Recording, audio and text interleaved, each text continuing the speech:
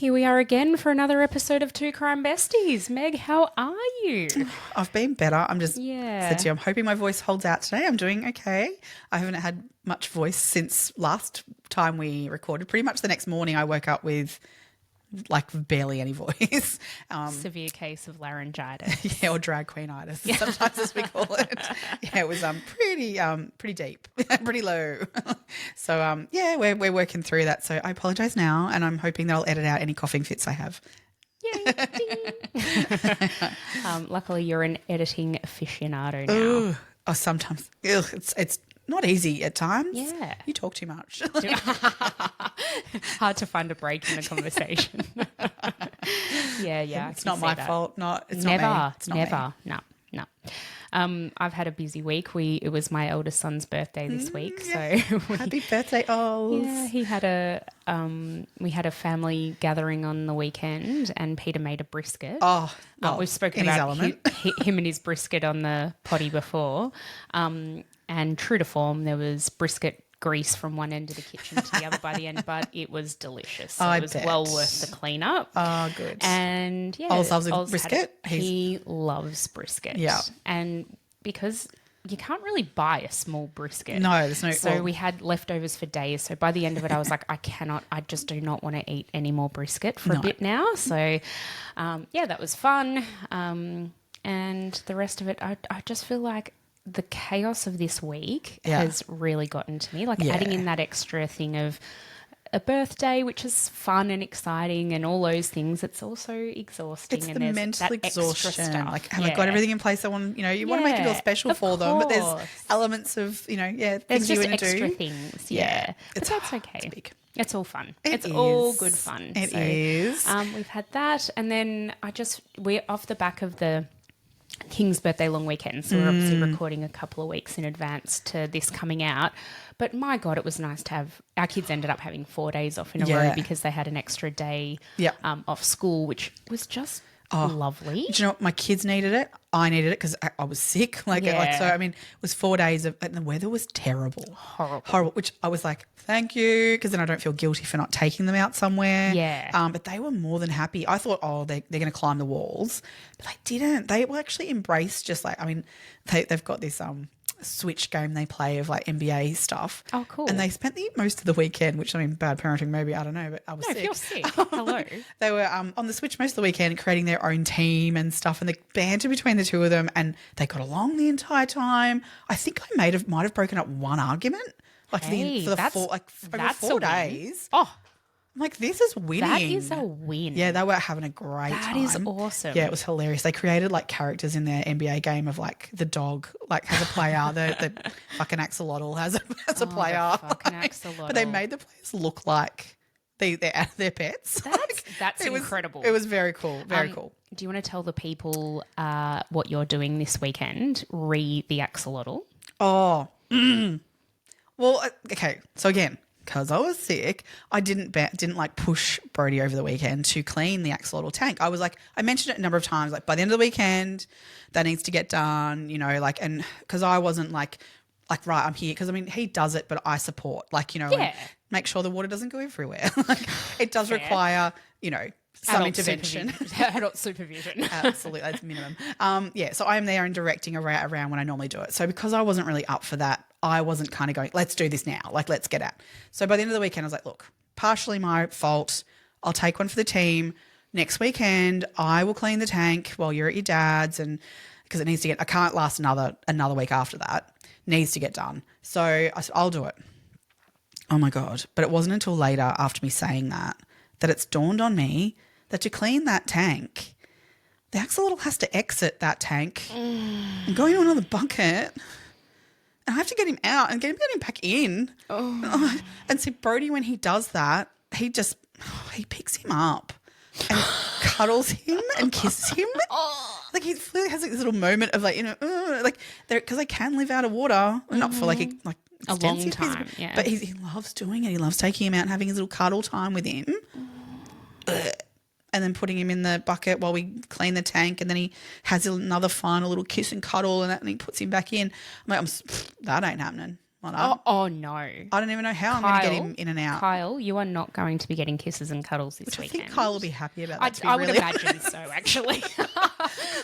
Kyle's going to find this tank change a lot less stressful than normal. Well, will he though? Because I just don't know how I'm going to manage to get him out and in without touching him. And I don't want to touch him. Yeah, a scoop or a bucket or something. I know. But seriously. Mason suggested using I use a jug to get the water out. It's like, just scoop him up in the jug. And I'm like, oh, good plan. But you're still going to have to put your hand into the... No, I'm not, am I?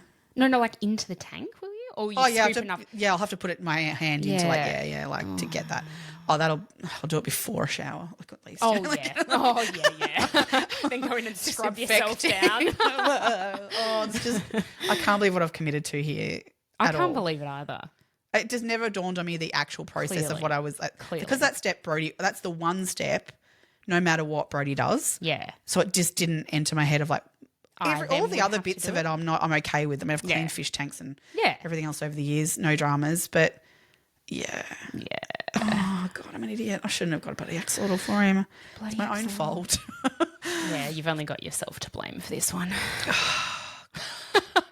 Oh God. Brody will be happy when he comes home and he doesn't have to do that clean chore. tank and sort it. No, mate. So what happens if you don't clean the tank? Does it just go all yuck? The water goes yuck? Yeah, it's a bit cloudy and stuff at the moment. It's not looking great. I mean, he looks happy enough, but it's dirty. And because you need to, because I use a vacuum thing, clean up all the stones and because all the excess food bits and the poop, I guess, all gets down there. Pebbles and it's not pleasant. Nah. Get a dog. Get a fucking dog. But then you've got to clean up dog poo. Do you know what? That's a poop and scoop thing. Yeah, that that's situation. True. The axolotl situation is serious. It's serious business. And at least with a dog, like we've trained Luna to just poo down one side of the house. This is it. So at least it's in one spot. It's easy. Yeah, that's grizz. Yeah, unless it's raining, in which case she's like, if you think I'm going to walk around the side of the house to do my poo, forget that. You are sadly mistaken, my friend. It's the one thing with Grizz that I love, that like you go out with him for a walk and he will not shit. Oh my God, Luna shits like 3 times on every walk. Nope. And thank God, because I'm sorry, but he's more than a handful. Oh yeah. So I'm not scooping that up with a hand and like in a bag. Like that's not. Oh my God. So. Oh, that's great. I didn't even actually purposely train him that way. It just. How would you? He's a bit like Ollie. He doesn't like to shit outside. The house. Needs his comfort zone in order to feel comfortable enough to relax those muscles. Oh, love that for you, actually. Yeah. Love that for you. So good. Yeah. Because that would just. I have to take, when I take Luna for a walk, minimum 3 bags. Yeah. Normally I take 4 just in case, but she will at least do at least 2, usually 3. Yeah. Oh, God, that's awful. It is. It's freaking awful. I mean, it's not in your backyard then, but you can pick them up. Yeah. Well, at least in your backyard, you can pick them up whenever you want. Yeah, this is it. We've spent a lot of time in this podcast talking about poo. Oh. Something else that's been talking a lot about poo lately is the mushroom trial, which is going on at the moment, which probably by the time people actually listen to this, probably be over and they'll have a verdict, which fill us in. We're on it. Are you listening to the daily podcast the about ABC one? It's really good. I've been following. I did miss it for a few days there, and I've caught back up again now. Yeah. But oh my God, I'm here for it. Oh, same.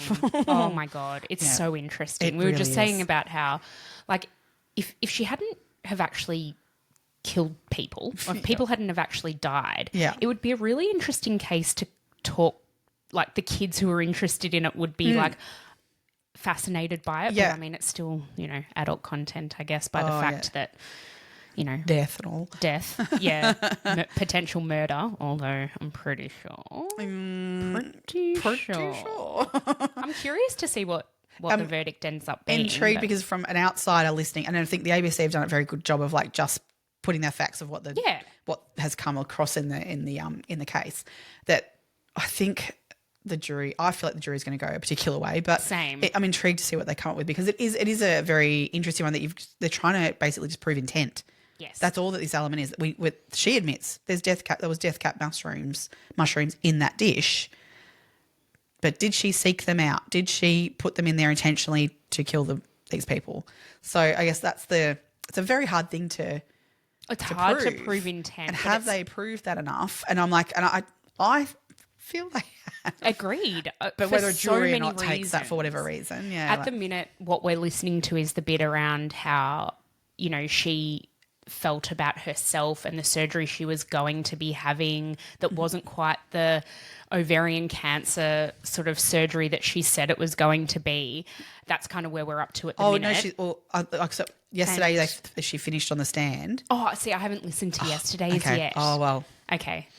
She just lies about everything. She does. And that to me is there's your intent. 100%. You wouldn't be lying. You wouldn't have gotten rid of that dehydrator. Exactly. Because she said originally she got rid of the dehydrator because her ex-husband said to her, "Is that what you used to poison my parents with?" Yeah. And he says he didn't say that. Yeah.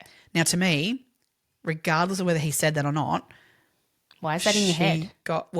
So he's saying she's lying that he said that. Yeah. But to me, you got rid of the dehydrator regardless at that date after the fact for some reason. Yeah. Therefore, you're trying to hide evidence. Yeah. The phone. For somebody who's Bloody supposedly so intelligent, she's really done some dumb where that shit. narcissism comes in, that she thinks she's more intelligent than everyone else actually, in fact, she's actually not.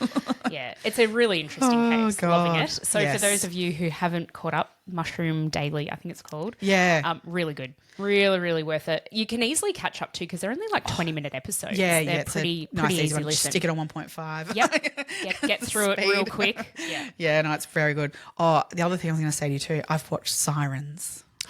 Have Tell you me what finished you it? think. Yes, I finished it. Yep. Yep. What did you think? It got a bit weird in the end. It did. And I'm still actually I don't feel like I've got an answer. No, there's no answer. Although, there is no answer really. Although I think they lead you down a certain path, right? But then you can interpret that in whichever way you want. Oh, I went because I got to the end and just went, "Who's the siren? Yeah. Which one? Is it him? Yeah. Is it her? I think it's him. Yeah. So, should we not give it away? No. I don't know what maybe we shouldn't say much more, but watch it and then let us know what you think. Watch it. Really good watch, but it just annoyed me at the end of like going, "Hey, wait, hold on, what? Am I meant to make a decision?" I think you're meant to make a decision. I can't make decisions. I'm here for entertainment, people. Give it all to me. Yeah. Spell it out. Yes. The other exciting thing that's happened TV-wise is Real Housewives of Atlanta. Oh, Atlanta? Not Atlanta. OC? No. With Larsa. I've just had it. Larsa. I think you're on one that I don't watch. Oh, my God. Is that Atlanta? No, it's not Atlanta. It's Miami. Miami, thank you. Oh, my God. Oh, yeah, I don't watch Miami or Atlanta. I'm not up to them. I haven't watched. Do I need to? You have to watch Miami. Oh, my God. From the get-go? Yeah. Okay. Or at least start a season or two ago. Okay. Yeah.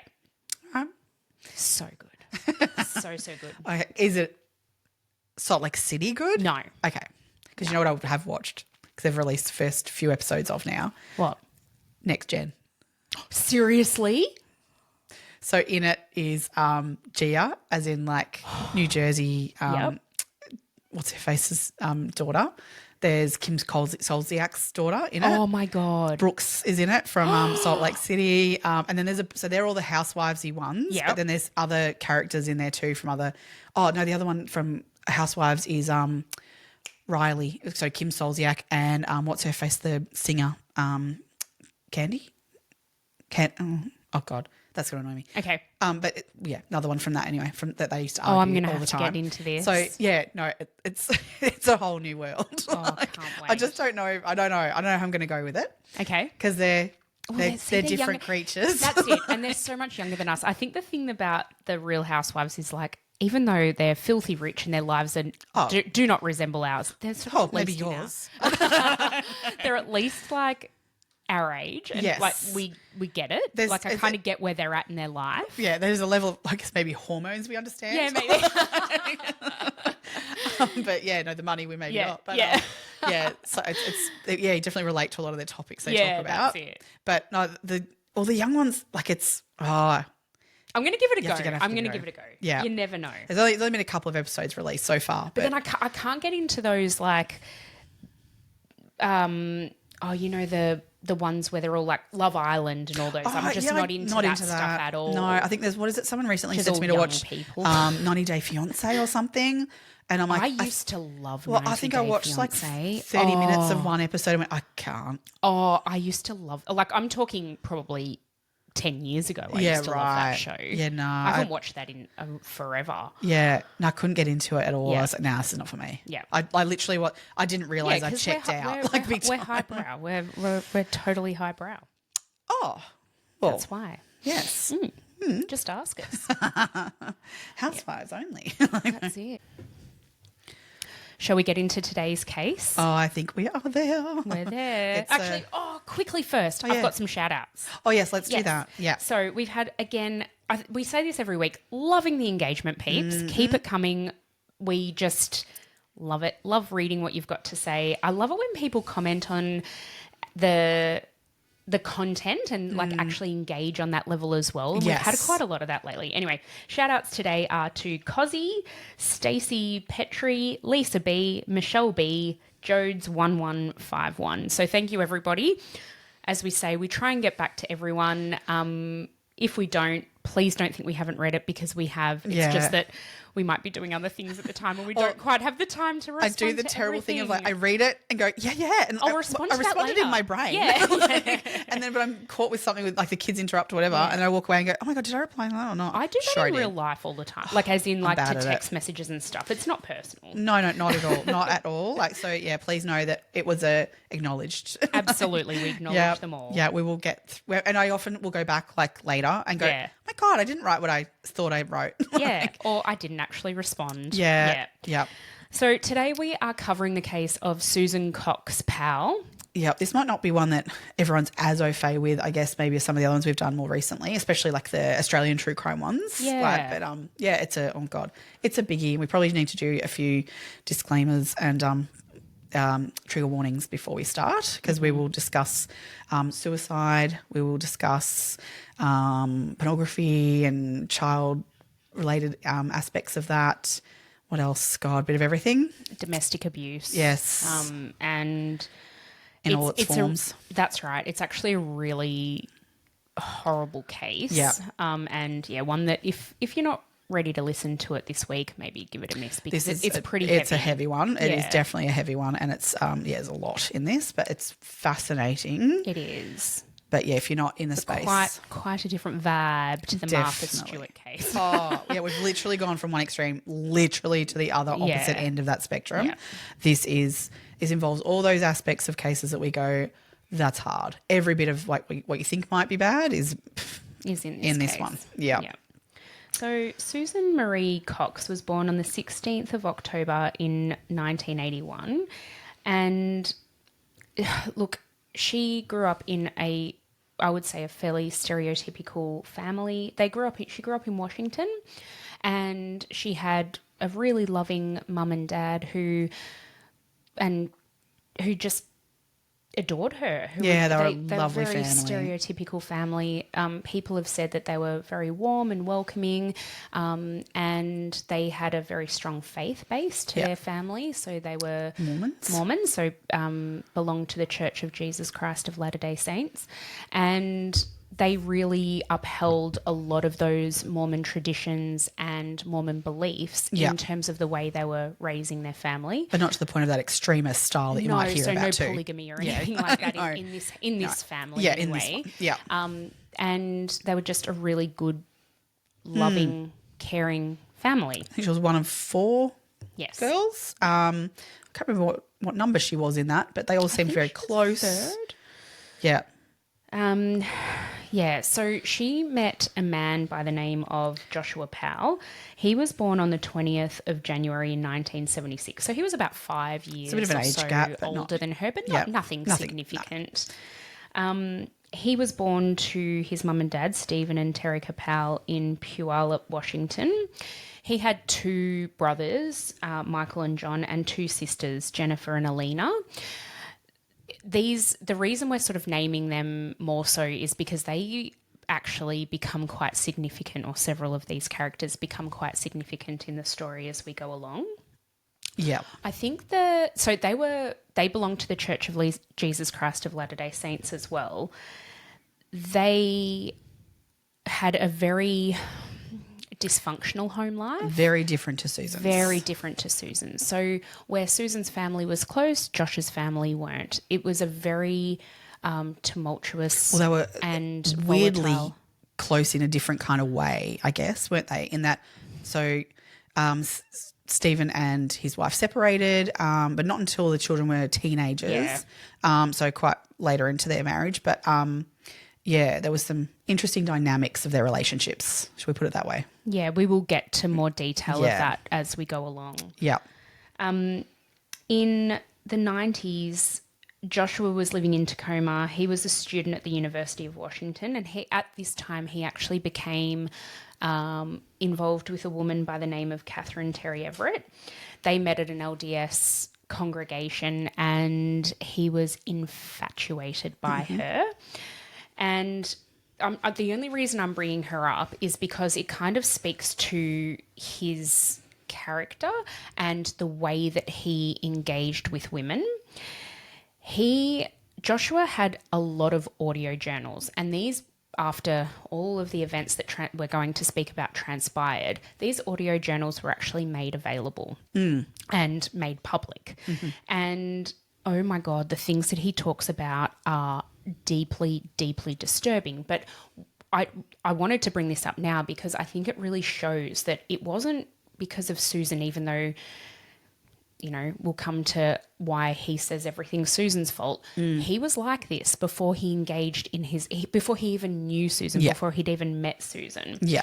He had a lot of romantic interests as a young man, many of which were not reciprocated, and this angered him. He did not like that. He wanted relationships. He was met with rejection left, right and centre. He really unnerved the women that he pursued. So he would be incredibly intense and he would just scare them off. He was just weird and creepy. And when you listen to his audio recordings, you can totally understand why. He talks about, he basically stalked these women and couldn't believe that they then didn't want to go out on a date with him. Yes. Now, it's probably worth noting that in the LDS faith, there is no sex before marriage. There's no touching, kissing, anything like that. If you're sort of really adhering, there's sort of a purity culture within the LDS church. And Josh had ambitions beyond that, I think. And so for the fact that he was pursuing LDS girls who were raised in that purity culture. Yeah, yeah. I mean, the fact that he was so vehemently like pursuing them in a way that they didn't want to be pursued. Oh, he's just gross. Yeah, so Catherine and him became quite serious as well. Were they engaged? No, they weren't engaged, but they were moving towards quite serious. But he became quite controlling, and she ended up going to visit a friend of hers out of state at one stage. Oh, yes. And so at that point, I think what's kind of gone on there is this girlfriend, obviously, that she's gone to visit, has gone, get out while you can. She ended up breaking up with him over the phone at that point, just didn't return. So, yeah, it was pretty, yeah. I think she got out. She did the right thing. Yeah, dodged a bullet for sure. Absolutely dodged a bullet. Yeah. So Susan and Josh meet at an LDS meetup, like for singles. And look, Susan grew up, and her sort of goal in life, really her absolute ultimate goal, she wanted to be a wife and a mother. They were her absolute be all and end all things. They meant a lot to her. So she met Josh and they dated very quickly, and within 2 months they were engaged. Already, though, there were red flags for her family. They were not too keen on Josh. They did sort of give her a few bits of advice here and there, saying, like, she was only 19, he was 23 at this point. They were saying, look, Josh is just a bit odd. Josh is a bit strange. And one of her sisters actually said to her, look, he's harmless, but he's, there's something not quite right. I believe her mum even said to her, when I look at Josh, I see darkness, which I see darkness in his eyes or something. Like Yeah. her mum could just see it. see something. There was, and none of them could put their finger on what it was about him, and no one was like, Because at the start, he was like love bombing her essentially. Like Yes. well, well, he was a bit of a no-hoper actually at this point. So he'd gotten himself into a lot of debt. To me, if we knew nothing else and all we knew at this point was what had happened to this point, he was a bit of a no-hoper. He'd gotten himself into debt. He didn't work. So, but he loved computers and always wanted the latest of all the computer games and accessories and consoles and all of that sort of stuff, and never saved up money for them. Like, he put them on credit. And so when he met Susan, and Susan was, even at 19, was very fiscally responsible. Like, she had kind of started to set herself up. Yeah. As you said, knowing that eventually she wanted to start a family. And look, in the LDS church, it's not uncommon to have children quite young. Yes. So for her, she was probably thinking, in the next few years, this is where I'm sort of want to be heading. That's where people were like, "What?" It was huge that her parents and her sisters were saying to her, "Go date as many people as you want. Just go do dating. Like, maybe not this one." So, because in the LDS church, typically it would be you're 19 and you've met a guy that seems that, you know, if he's nice enough, it'd be like, you know, like, yes, you get married and you have children. That would be a fairly standard thing. But they were really kind of sort of forcing this issue a little bit of like, let's see what else is out there, and directing her away, which she didn't, because she was, nope, this is the guy, this is the one. She really was smitten. And he did. I mean, she kind of became his world. Because, and there's a video clip of their wedding, which happened pretty quickly after all this. They got married. So they met in November 2000 and they were married in April 2021. Yeah. Like 7 months. 2001. Sorry, 2001. Yeah. So 6 months after they met, they married. It was very quick. But there's a video of their wedding, of them doing their dance, like, kind of thing, right? Now, I don't know, and I don't know whether it's hindsight when I look at it, the way he looks at her, it's creepy. I thought that too. It's almost like and I don't know whether it's him like putting on a show of like, I'm so in love with you, like creepily, like trying to like look at her in this sexual, I don't know. That's what I'm saying about when I was talking about him as like this younger man pursuing women. It was creepy. Yeah. And it was like sexually motivated, I think. But then he didn't like people touching him. No. So I think it was all about, well, we'll get into it, but maybe watching things like that and what the perception of those things. Absolutely. Absolutely. But I know exactly I know the video you're talking about, because I thought the same thing. It really gave me the heebie-jeebies. It really gives you the ick. Yuck. And look, and Susan was 19 and you could tell she was in love. She's a beautiful girl, like stunning woman. Yeah. But she was only 19 and she didn't know what she didn't know. She had no experience, really. She hadn't had any significant relationships before, Josh. She was a good LDS girl. Yeah. Doing all the right things. Exactly. And she was at cosmetology school. Yes. Which she finished, I think around the time they got married. Yeah, she was only fairly finishing up sort of stuff at that point. Yeah, and by all accounts, she was very, very good at that. But she ended up taking a job with Wells Fargo Investments after she finished cosmetology. So that was when they moved, because after they first got married, they moved because Josh he was working jobs here and there, but he'd lose his job. It was in and out of work and things. He wasn't able to commit to jobs. It wasn't whether he might get sacked, but also he might quit. Like, it was very tumultuous in that respect. He would spend a lot of money. No work ethic. He just wanted everything to be handed to him. I think. But he he filed for bankruptcy with a debt of $200,000. So this wasn't a small amount of debt. Like, really, that's a fairly huge amount of debt. I'm pretty sure. Did they own their house when he filed for bankruptcy? I think he did, because I think the bankruptcy didn't actually include their mortgage. They were able to keep that separate because they put the house in Susan's name. I think that happened before they moved in with Steve. And okay. Yeah. I don't know. The financial stuff sort of got me a little bit, trying to track that exactly of when that happened. I couldn't find dates on things. I've got it written down. Oh, yeah, you've got it? They filed for bankruptcy in 2007. So. Okay, so that was after kids even. Yeah, after they'd had kids. Okay, so therefore, so it must have not included the mortgage and that. So, so, but they still didn't have a lot of money, and they moved in with Josh's dad, which also included at least one of his brothers. And I think the other brother was in and out a little bit at that point, and also his younger sister, Alina. So there was there was Michael. He would have been potentially in and out with he was in the military. Yes. And John was his other brother was diagnosed with schizophrenia and bipolar disorder. Had quite a few issues in terms of mental health and other things going on for him. So he also was not always at home, I guess, under that roof. Alina was a consistent. She was always under that roof, and Steve. So they moved in with them to save some money. Jennifer, by this stage, his other sister. We will get to her. But absolutely. She was already married and living with her husband outside of the home. Yeah.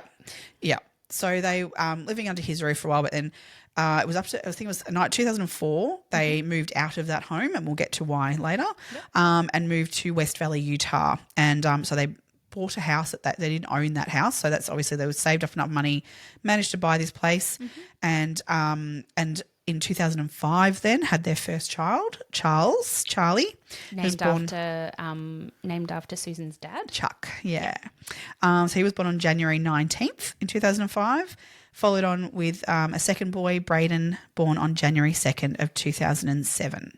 So already though in this marriage there was cracks, there was, Josh was very controlling. So as much as she was the one working at Wells Fargo, she was earning the money of the house. Josh was at home on his computer, spending a hell of a lot of money with equipment and things. But he'd buy really weird shit. Yeah. He would control all of their money. Yeah. And would absolutely berate Susan for spending money on, there was a diary entry of Susan. So she kept journals. Yes. She also kept audio diaries, and so did Josh. I've never known people to keep audio diaries. She wasn't as heavy on audio diaries. He was prolific. He was, but she wasn't. She only really kept, there was sort of certain ones. Videos. There was only a few of hers, but yeah. In one of her written journals though, she talks about how Josh controlled their spending to the point where she had to write down basically every cent that she spent. And she bought eggs one day and they were 27 cents more expensive than the other shop, and he'd expected her to go to the other shop. I'm like, would it cost more than 27 cents to get to the other shop? Well, or would it, because he purposely sold, he sold her car just behind her back kind of thing, didn't really tell her. So which meant that they only had one family car, it was his car, and which he didn't work, he was at home. She wasn't allowed to use that car to go to work. She had to ride her bike 7 miles to work every morning and back again every evening. Now, I know sometimes people joke about, I had to walk to school 7 miles in the snow. You kids don't know how good you've got. She was right in the snow. They lived in Utah. Yeah. They lived in Salt Lake City, Utah. Yeah. And she had to ride her bike some days in inches of snow to get to work.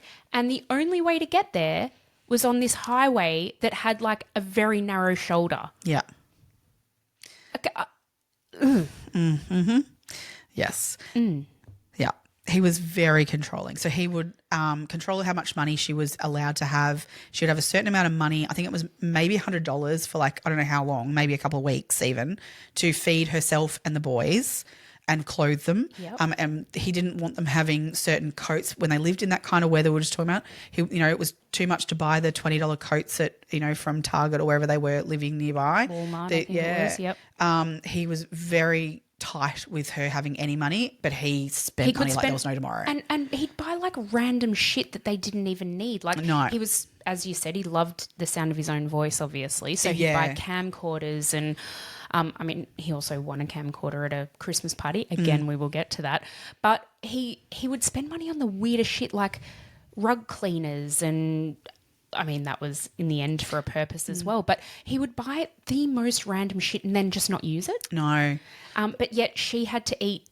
Did you hear about her friend at work said that they'd gotten a good deal on cans of chili, like canned chili, meat, sort of soup, and they'd bought so much of it that every single day Susan would bring a can of chili to work because that's all she could afford to bring. Well, when I say all she could afford, all Josh would allow her to afford to bring to work. Yeah. And one day her friend opened up her drawer and Susan had swapped a can of chili for her friend had brought like a can of tuna and some crackers or something. And Yeah. she said, gotcha, swapped it or something like that. And she's like, my can of tuna would have been worth less than the can of chili probably. But because she couldn't,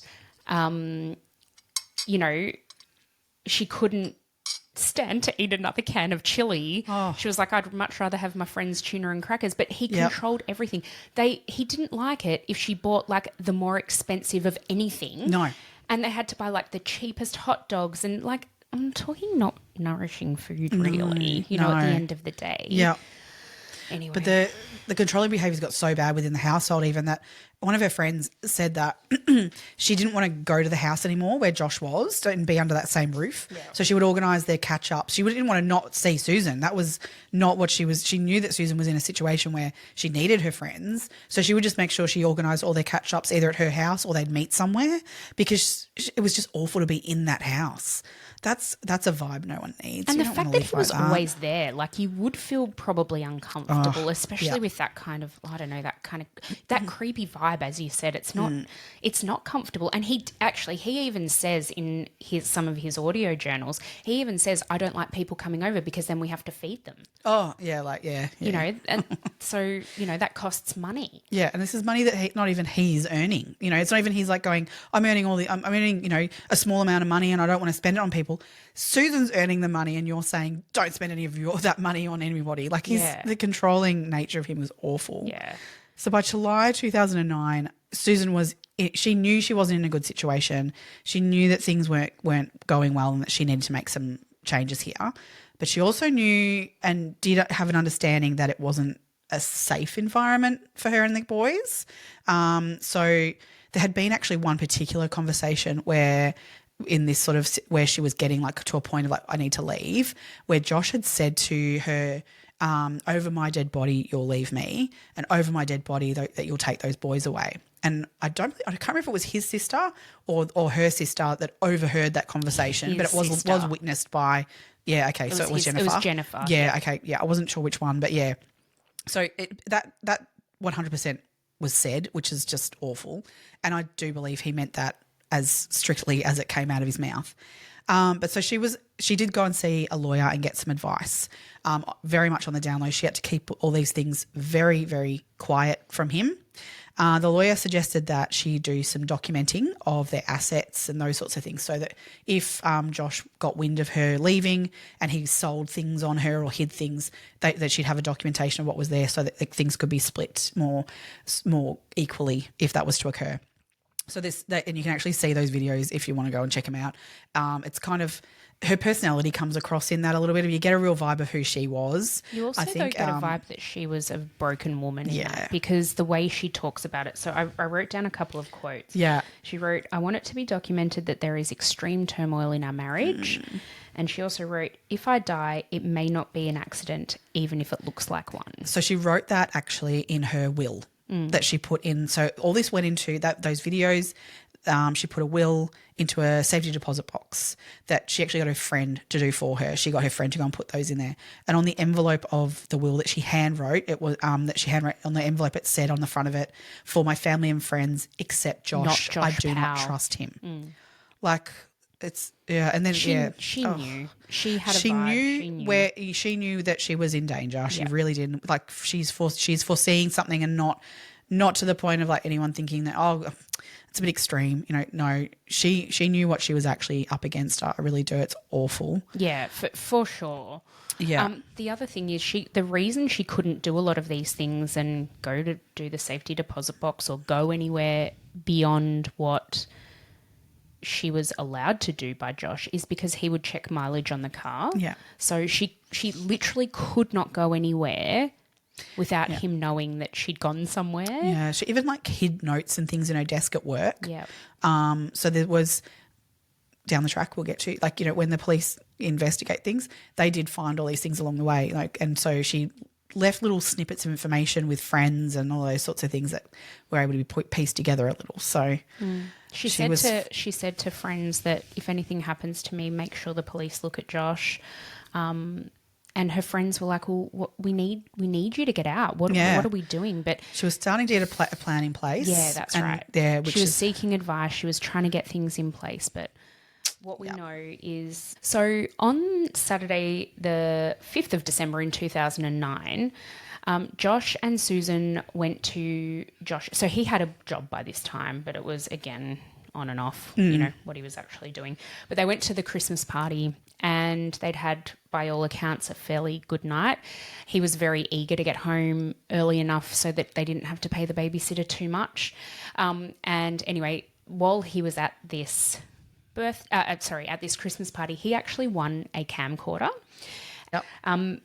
So they get home, they go to bed that night, relieve the babysitter, go to bed. It's all good. The next morning, so by this stage, I think it's also worth noting that Josh had really sort of defected from the LDS faith. Mm-hmm. He did not want to go to church. They had tried some counselling because their marriage was obviously very fractured. And he had agreed to attend church, I think, one Sunday a month. And Susan had agreed to not go to church one Sunday a month to try and, I don't know, repair things or see things from each other's perspective. But on this particular Sunday, on the 6th of December in 2009, it was just Susan, Charles and Braden who went to church. Their neighbour, the neighbour was actually who they met at church that day and then invited over. Giovanna. It was Giovanna. Her son was the one who'd been babysitting the boys the night before. And anyway, she came over and were they doing some craft activity or something like that? She came over for some reason. Yeah. Anyway, her testimony is that she left the house at about 5 p.m. that day. And that Josh had been making pancakes for Susan and for the boys. And the thing with that, and Jennifer, his sister, attests to this, that is odd because he refused. And I don't mean just didn't do it. He refused to do any of the cooking. That was always a Susan thing to do. And Giovanna also said that he was very attentive to Susan that day. Put a blanket over her and gave her pancakes and said, here you go, and put a blanket. And she even commented to Giovanna like, oh, he's so lovely, doing that for me and that's so great. But she would then, not long after eating these pancakes, felt unwell and said, I'm going to go and lie down. I'm just not feeling very well. So she left the room, went upstairs to go and have a lay down. And Giovanna was still sort of there talking with Josh and that. But all of a sudden he was like, oh, I'm going to take the boys sledding. Like, put their coats on and was like very adamant he was leaving and actually walked out the door before Giovanna even had left. Like, so she was still in the house. She sort of closed up the door behind her as she left. So which left Susan at home, laying down, not feeling 100%, and Josh and the boys off sledding in the afternoon. So quite cold and snowy in that sense. They were, so there was a storm front rolling in. Absolutely, at the very, time, very. So it was actually snowing. Yeah. And it was very cold, and it was it's been described as almost blizzard-like conditions were rolling in. It was known that there was this, big sort of snowstorm warning coming. of a snowstorm coming. Yes. So what happens next? Yeah, well, so from this point, we basically so at this point, we wake up the next morning to, Susan should have gone to work. Josh should have gone to work. The boys should have gone to their child carer, whose name was Debbie Caldwell. Now, Debbie Caldwell said that every single day that the boys were expected to be with her, they rocked up on time and there was, never any issues. So when they didn't arrive and there was no phone call to say, oh, we're all homesick, or whatever, all the blizzards, come in and we're snowed in or whatever reason for them to not be there was no communication. She was like, this is not right. Contacted, tried to call and those sorts of things, couldn't get hold of anyone. So she ended up calling Josh's mum, who was living at the time with his older sister, Jennifer. She spoke to Josh's mum and said, look, this is unusual. I can't get hold of Susan or Josh and they're not here. They haven't arrived for their normal drop-off for the morning.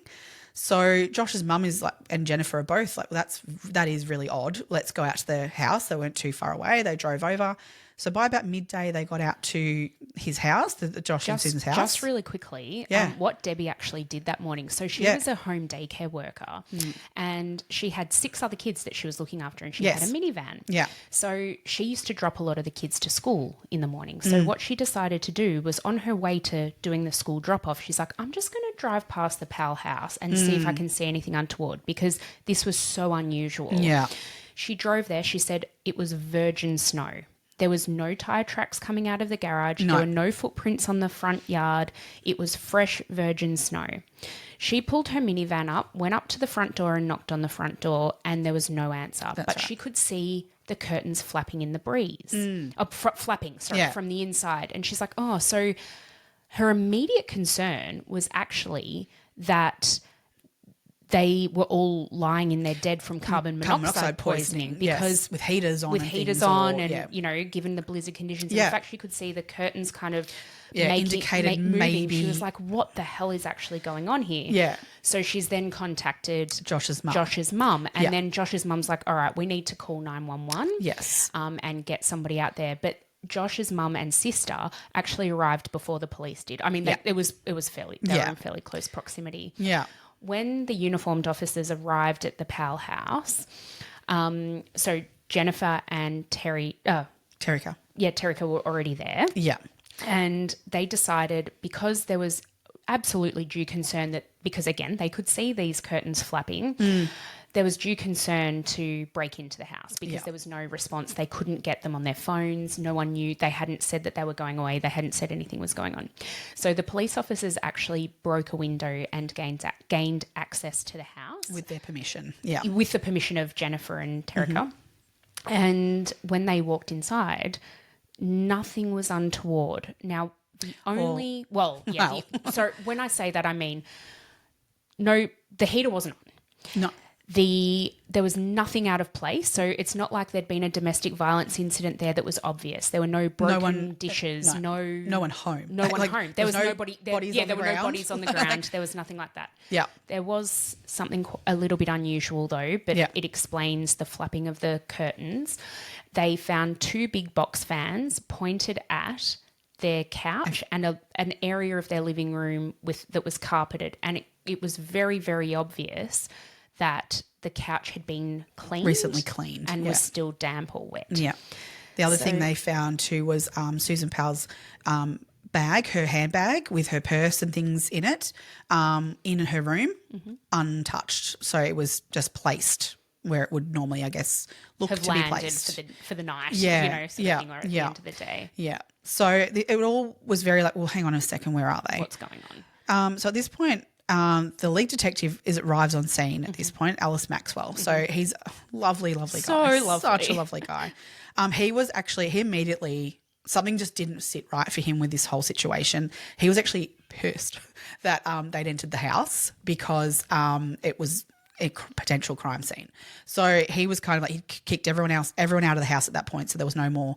But the other thing was like, you don't have a warrant to be in there either. So, anything they do find is, they can't use. So he kicked everyone out, and they kept trying to sort of work out. What he did do was he took photos of things around the house at that point. He did do that. But he didn't touch anything. So it exited, leave that alone. But at this point, also then around about 3:00, finally, Giovanna gets hold of Josh on the phone. Through her son's phone. Yeah, so she weirdly tried enough. ringing from her phone. Yeah. He didn't answer. And which Alice Maxwell, he says, it's so weird. He goes, I was trying to get hold of him. I was ringing him constantly. No answer. So was everyone. Everyone's trying to ring this guy. Terrika was. Finally, he answers the phone randomly at 3 p.m. and he answers. Now, this is, he answers the phone and Giovanna just says to him, Josh, where are you? What's going on? Like, Susan's not here. She didn't show up for work today. And he's like, oh, I'm on my way home. Like, no, he goes, no, she's at work. Oh, she's at work. I'm on my way home. Well, she would have made it. She would have gone to work. Yeah.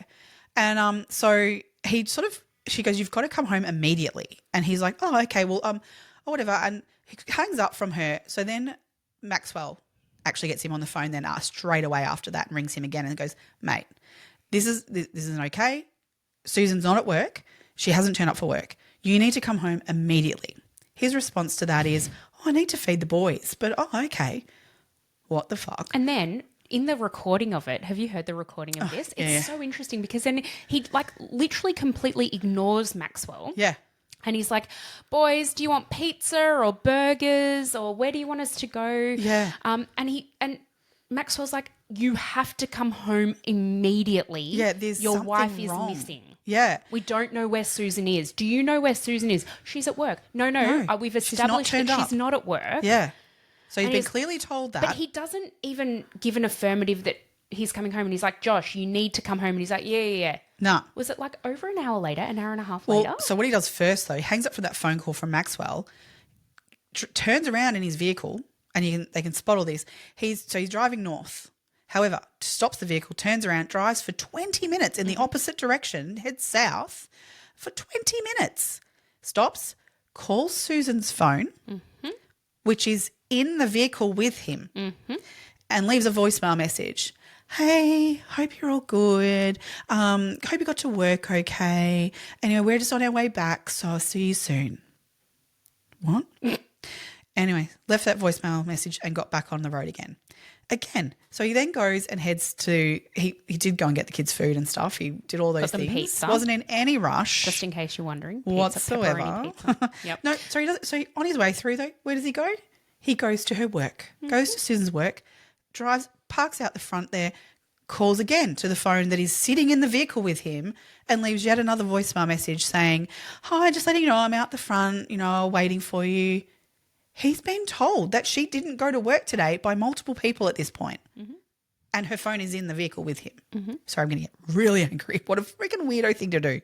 So, yeah, he finally leaves there and goes to the police station at that point then, to which he has a brief interview with the police. I thought he went home. No, so he goes he goes to the police station, has a brief chat with them of like where things are at. And so we're getting quite late now by this stage. So he's like, so the police officer says to him, Maxwell says, right, we've had a bit of a chat, consensus that this is weird. And so he goes, sends him home to have a rest, have sleep, because take the boys, get them sleep, get your mum, like obviously take over the kids, come back in the morning for a full proper interview and we'll get more information. That's right. He's like, come back at 9 a.m. 9 a.m. the next morning. Yep. We'll have but get some rest, some sleep. So it's actually getting quite late at this point. Yeah. So that was sort of the plan of attack at that point. But in none of this is he, well, where's my wife? Like, wouldn't you be out searching? Wouldn't you be like, ringing everyone you know, going, have you seen Susan? Like, there's none of that. And this is all, you can see these videos of these interviews and things with him. He is sitting there like, just like, whatever. Because he knows where she is. I was reading somebody's commentary about his demeanour in these interviews. Yeah. And it actually is very striking the way he behaves. He behaves like somebody who there's no fucks to, like, there's no respect for the situation that he's in. So like he literally doesn't wait to be asked to sit down. He doesn't wait to, there's no formality in the way that he's behaving given the situation that he's in. He just like slouches in his chair. He's like, there's no respect for the situation that he's in, or the fact that penetrated at all what's going on. No. The only information he did give to the police officers at that stage was the fact that, I took the boys camping for the night. We left at about 2:30, 1 o'clock in the morning to go camping in a fucking blizzard. And we left my sick wife at home. He wanted to test out his new generator. Yeah. That's what he said. With young children. The boys were like 2 and 4 at this stage. So he took them out into a blizzard, but that was warnings had been. Oh no, the blizzard had already started. Yeah. So at this time of the night, it was full go. His kids would have been asleep at what? Well, I mean, maybe they weren't, because apparently there was no, like, he didn't actually have control over those things, but they would have been asleep by 12:30 at night. Like, he's got them out of bed and decided to go camping for the night. And the police officer interviewing him says, which is Maxwell is interviewing him, unfortunately the kids were with him for this first fairly informal interview. They didn't read him his Miranda rights for this interview. So it was very informal. Yeah. Because they were just trying to gather information at this point and figure out where Susan is. Yeah. And so in that they're sort of talking to him about what did Susan say when you said you wanted to take the kids out at 1 o'clock or 1:30 or whatever time it was in the morning in the middle of a blizzard? Wasn't she concerned? And he's like, oh, she didn't care. Well, which is, from all accounts of everyone else, not true. Not true. That would not have been the case at all. She would not have been okay with that. Also, for the fact that they weren't equipped to deal with that kind of weather, as you were saying before. The boys didn't even have proper coats. They didn't have proper snow tents or anything like that. I don't even know what you need. But I wouldn't even know what you need. No, but all I know is they weren't well equipped to be spending a night in the snow. No. Especially, can you imagine driving somewhere 2 o'clock in the morning with your kids and then having to set up camp? Yeah. from all accounts, in order to set up what he says he set up that night, it would have taken him until about 4 a.m. to set everything up. Yeah. They then say that he says that he got woken up by the sun the next morning, even though there was no sun because there was still a blizzard. And so there was like, I mean, obviously it became lighter, but there was no sunrise that you could actually see. No. But he says he woke up at about 7 a.m. So he's had, 3 hours of sleep, the kids too. Like, honestly, this is just... It's insanity what he's talking. Like, it's really bullshit. is. Like, it's absolute bullshit. Now, at this point also, they haven't been able to get a search warrant for the house because they just aren't getting information, but also, like, so they don't have evidence to put one in for a judge, like, because there's nothing yet there. You know what I mean? Like, so... They do take his car into possession for so they do have that to look at. So I think at this point that they do take that into their position to have a look over the car overnight, and he goes home. Now the next morning he's meant to be at the police station at 9 a.m. Yeah. However, what does Josh do? He meticulously cleans and tidies the entire house. As I said to you, there was no search warrant that was executed at that home yet. Nothing had been, other than what they'd broken into that prior day to like see, that they had not searched that property yet. They had seen it but not searched it. So he meticulously cleaned this place, which he never ever did. So the other thing to note is he had Jennifer and Terica there that morning, and he was directing them to clean things as well. And Jennifer said to her mum, I really don't think we should be doing this. No. And her mum's like, just do it. Just do what he's asking, because I mean he had so much control over her too that we'll get there. We will get there. But then Jennifer ended up ringing Maxwell and saying, "Do you think we should be cleaning this stuff up?" And he's like, "No, yes." Yeah, right. And he's like, "No, you shouldn't be." Yeah. And then by that stage is when Maxwell was like, "Well, I've been trying to call Josh all morning. Yeah. He was meant to be here at 9 a.m. It's midday by this stage. Yeah. And he's not there." And she's like, well, I think then she's obviously gotten him to go to the police station at that point. He was nearly 4 hours late. Yep. To his 9 o'clock appointment and at this point again, I'm sorry, why aren't you looking for your wife? Like, he's not worried about her at all. There was no concern. He was more worried about cleaning the house, which giant red flag, surely. I mean, God. It's red circumstantial. flag city right from the get-go. 100%. So he goes in for a further chat with the police at this point. And while this happens, the police do secure the house. They've got his car, and they said to him, after chatting to him and having a more further interview, which he wasn't forthcoming with much really at all, wasn't helpful, all those sorts of things. Maxwell said to him, look, we just need your car for probably another 15 minutes. So if you want to just wait here, your car will be ready for you to take. So he, instead of doing that, he just disappeared. Maxwell was like, you were meant to be waiting for your car. Like, it wasn't far away. It was good. They were going to give it back to him.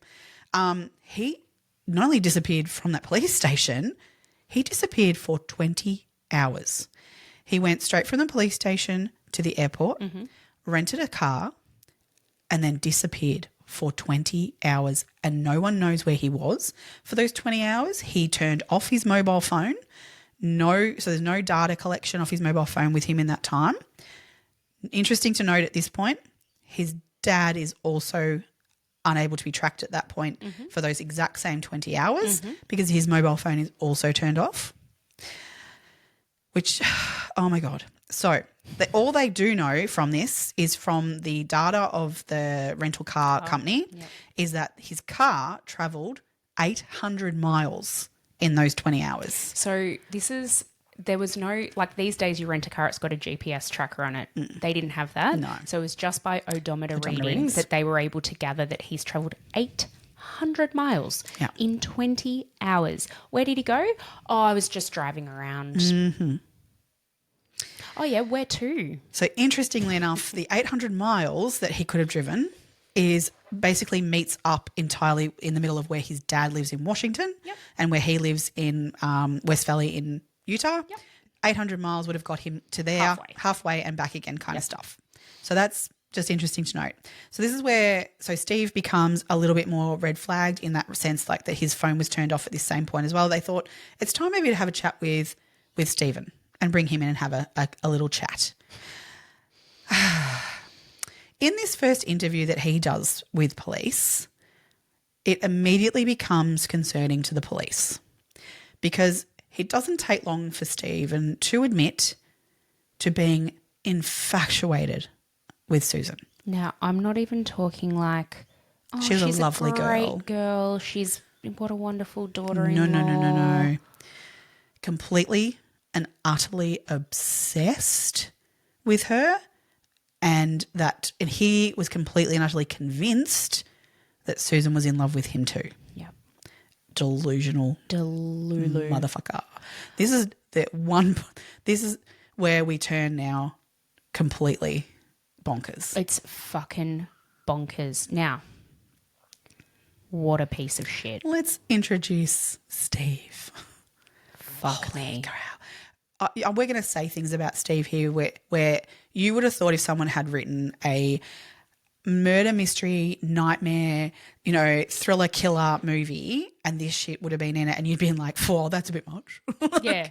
Oh, pare it back a bit. Yeah. This is Steve. Steve is a sexual deviant from way back. So according to his ex-wife, Terica, in their divorce paperwork, which was filed in 1992, Yep. She claimed that pornography with his sons was shared. Oh, and we're talking about like young teen, like not even preteen. So Josh was 16 when they divorced. So she's talking way prior to even that point. I did read somewhere, although this wasn't corroborated and I didn't read it anywhere else, but Josh was 9 when he first saw porn with his dad. Oh God. Their marriage was not good, and one of the biggest breaking points of their marriage was, according to Terica, was that Steve brought in the idea of having another wife and starting polygamy, which she was Mormon, but not that Mormon. Yeah. Like, there's very two factions of the Mormon church, and you're that either is into it or not. Nope, and there's a majority of them are not, and so they do separate themselves entirely from that. And she was definitely down that road. But interestingly, clearly there was affairs that took place in the marriage, though, because at one stage Steve gave her an STD. So she knows that he must have been doing some things. He had some very interesting ideas, whether they were within the church realms or not, like, as in that he didn't really enforce limits on the children at all. He didn't believe in the school system, so couldn't have cared less if they went to school. The kids were never given boundaries. They were absolutely awful to her. There was a particular story where Josh pulled a knife on his mum. Another one where she had said to him, "Oh, Josh, do you mind just doing the dishes?" Oh. And he just turned around to her and told her to fuck off, and how dare she request that of him. All the boys particularly spoke to her atrociously like that. There was allegations that Josh killed Jennifer's pet gerbils by Jennifer as children, and again, none of that would have been spoken about from Steve's perspective. So very interesting household entirely. Dynamics, yeah, absolutely. So Steve had a hold over all the children other than Jennifer, the eldest daughter. Jennifer very much sort of steered clear of things. She stayed within speaking terms with her dad and her siblings, but had very strong views on that these things were not normal and that they shouldn't have been occurring. And she did her best, I think, to juggle both sides of her family. What blows my mind is the fact that Jennifer has or had any engagement with her father whatsoever because he sexually assaulted her. Yes. And I'm not talking once or twice, and I'm not even talking low-level anything. I am talking full-blown sexual assault, repeated sexual assault against her. Whether her mum knew about it or not is unknown. However, I just don't see how she couldn't have known, but I also see how she was probably really powerless in that situation because Steve had a hold over that entire family and he dictated everything that went on within that family, what was acceptable and what wasn't. And his sexual depravity not only covered Jennifer and all of the explicit things that he did to her and made her do.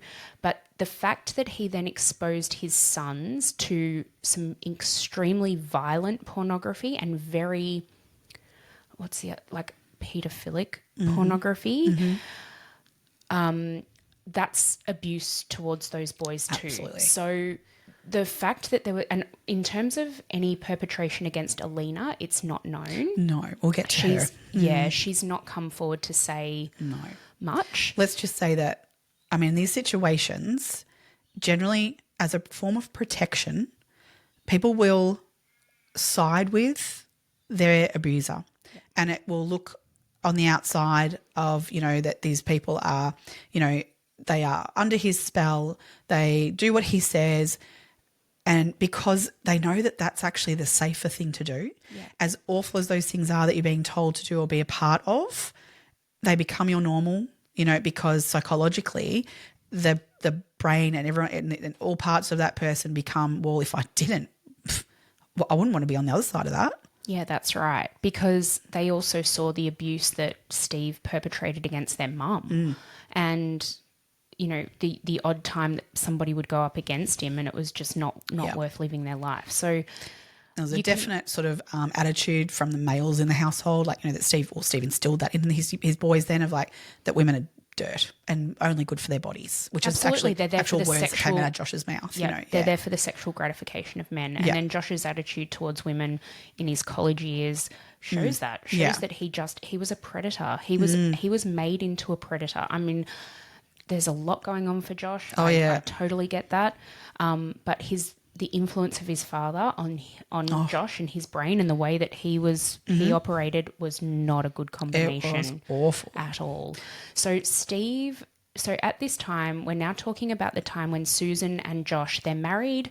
They've moved in with Steve to try and save some money so that they could, first of all, get out of debt from Josh's debt. He was in, I think when they got married, he was in, was it like $25,000 worth of debt? And I'm talking with nothing to show for it. He had a computer. Yeah. That's pretty much it. So Susan was working so extremely hard, and she did it. She was able to pay off Josh's debt.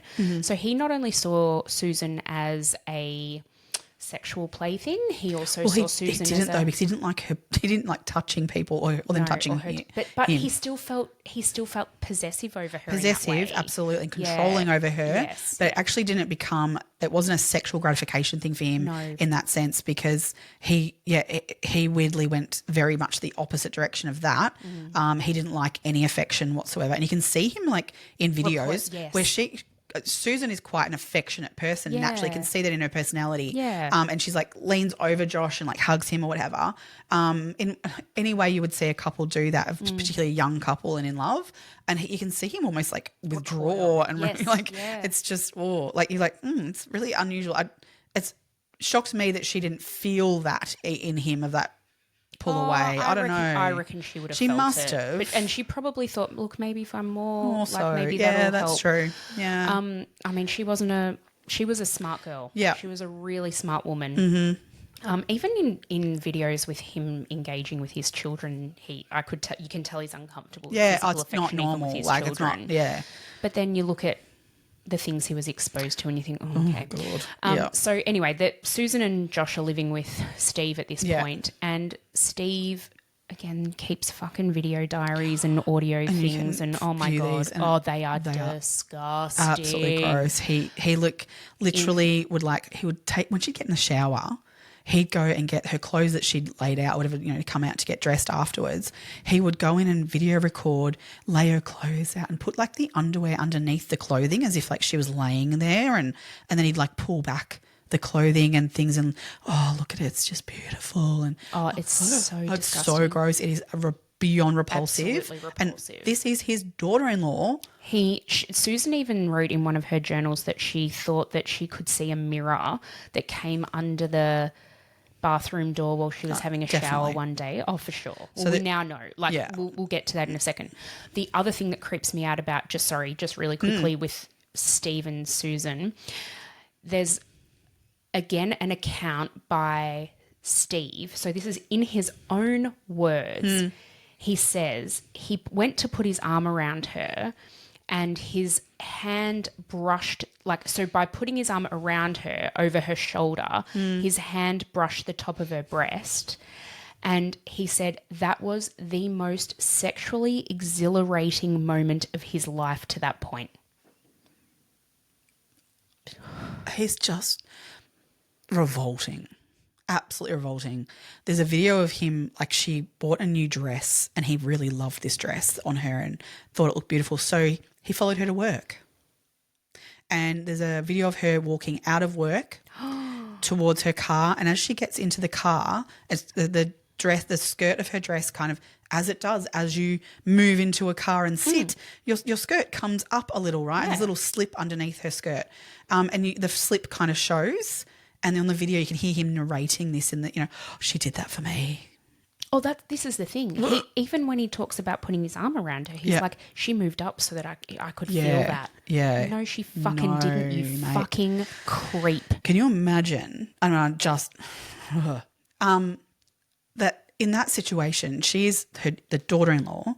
She's got her husband, fairly new husband here, and his father. Before they had children. Before kids. She's playing this game of like, you can't go to how do you go to your husband and say, your dad's a fucking creep. I hate him. I can't stand him. He's disgusting. She's trying to play a game here of like, this man's putting a roof over her head so we can move out. So and we can save money. She's 19 without knowledge of, of how to manage this situation. How do you navigate that? I think she did a brilliant job, to be really honest, of trying to navigate, like, keeping everyone safe and okay. Like, she would not have felt, she was being abused. Like, it was emotional abuse in that sense of putting her in that position. She was, the voyeurism that was going on, that she was unaware of, that's another form of abuse. Absolutely. The fact this whole situation was an absolute shit show for her, that she was either going to ruin her marriage, potentially be sexually abused by this bloke, physically, already being emotionally sexually abused by him and psychologically, let alone physically that occurring, which she was, I 100% know that would have been on her mind of like, what the fuck is going to happen here? Absolutely. To manage that dynamic would have been so challenging, and I think she did as best as she freaking ever could have to manage that situation, because ultimately he comes to her, and this is caught on camcorder, that he sat her down in his car. Yeah, he picked her up from work this particular day. Yep. And he expressed his love for her. And listening to it, she does such a good job of like not going, no, I'm not into that. She does it because she knows she needs to keep the situation calm. And so some people, mainly Alina, believe this is her saying that she did love him because she didn't say she didn't. We'll get to that. She really carefully treads to say, that she doesn't reciprocate that because she's married to Josh and I just want to stay in the position of being your daughter-in-law. He actually, in that conversation, kind of alludes to, well, Josh and I could just share you. Yep. Fucking gross. He also basically says like, he almost blames her because, and he says like, you do these things and they really turn me on. And you know they do. And she goes, oh, you're actually, that's not, I don't know that. Like, that's not. I'm sorry if she's like, it's so victim here. She's, I'm sorry I'm sorry I've done that for you. Done that to you. Like, she takes all this blame on and like, I'm so sorry. My intent. Like she does not need to apologise for anything. She did nothing wrong. No. So awful. That's literally that middle, being abused, that she's like, I'm apologising to you for that. That's my fault. I'm sorry I did that. I didn't mean to, and I'm so sorry. Oh, it just breaks my heart. Mm-hmm. But it's awful to listen to, and the way he speaks to her of like this. Disgusting. He just drools. He literally drools over her. It's disgusting. And as I say, he's the father-in-law. He wants to share her with his son. That is just disgusting. But then you think about, they've been sharing, as in Josh and Steve have been sharing sexual experiences by engaging in pornography from such a young age. To him, it was probably nothing. No. It's sickening. Yeah. And how much do you feel for this poor young 19, 20-year-old She's woman? 20, I think, at this point. Yeah. Like, it's so just awful. Absolutely horrific. So somehow, I don't know how she did this, she somehow managed to expressed all this to Josh, and they moved out.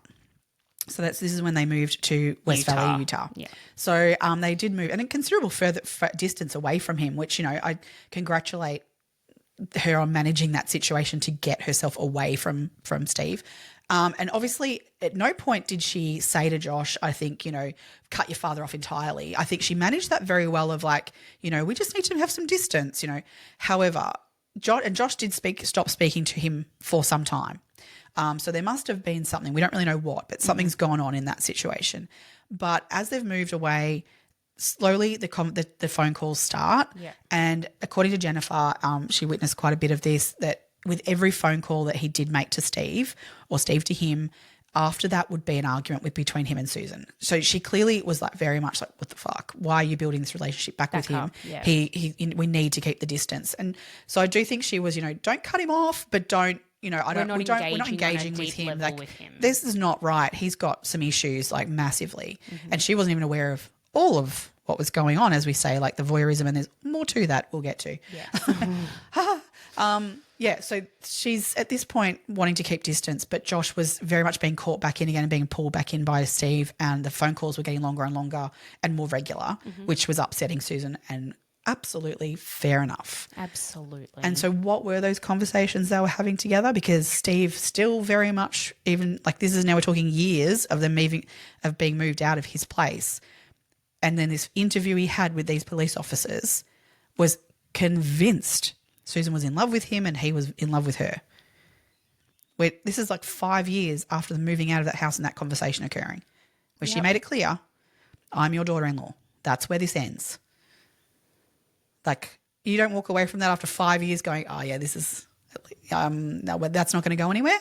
Steve said in one of his journals that when they moved away, he thought, okay, that's it. Susan's dead to me.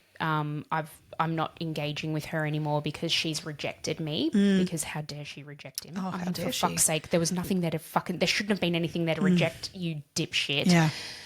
But then I think it was Alina said to him, no, Dad, you're actually right. Like, I think she really does love you. And the reason she's moved away is because she can't help herself being around you. I didn't know that. Lena's got problems. I mean, I feel for her. I have empathy for her. She's a victim. But, oh, my God, at some point she has to get it. And get but it. she doesn't. No. So what we're saying here is like this situation was, my God, volatile at best. It was just horrific for almost everyone involved. So at this point, like, we're all looking at this going like, well, clearly we know that Susan's missing. Josh and the boys have returned. Yep. Steve's a fucking weirdo. Surely someone will be arrested here of some point, even on circumstantial evidence. There's a fair bit here to kind of maybe pull someone in, maybe. The police didn't. They couldn't. There was a number of reasons for that. They had recently had another case of Elizabeth Smart in the Utah area. We're going to have to cover. We'll cover that on another day. Someday. But so that was an interesting case. But what happened there basically was that they believed that she had been kidnapped and was killed, but there was no body, and they did try to prosecute family members on it. She turned up alive. So they were trigger shy in terms of really arresting someone and following through on something without a body, because they had really like it was fresh in their memory. Very fresh that didn't go well, and that the public, were not okay with this situation that had gone on. And they jumped to conclusions, I guess, where there wasn't any hard evidence. That's it. They were gun shy, essentially. They didn't know really how to take it in light of that experience that the police force had recently encountered. For sure. So Susan,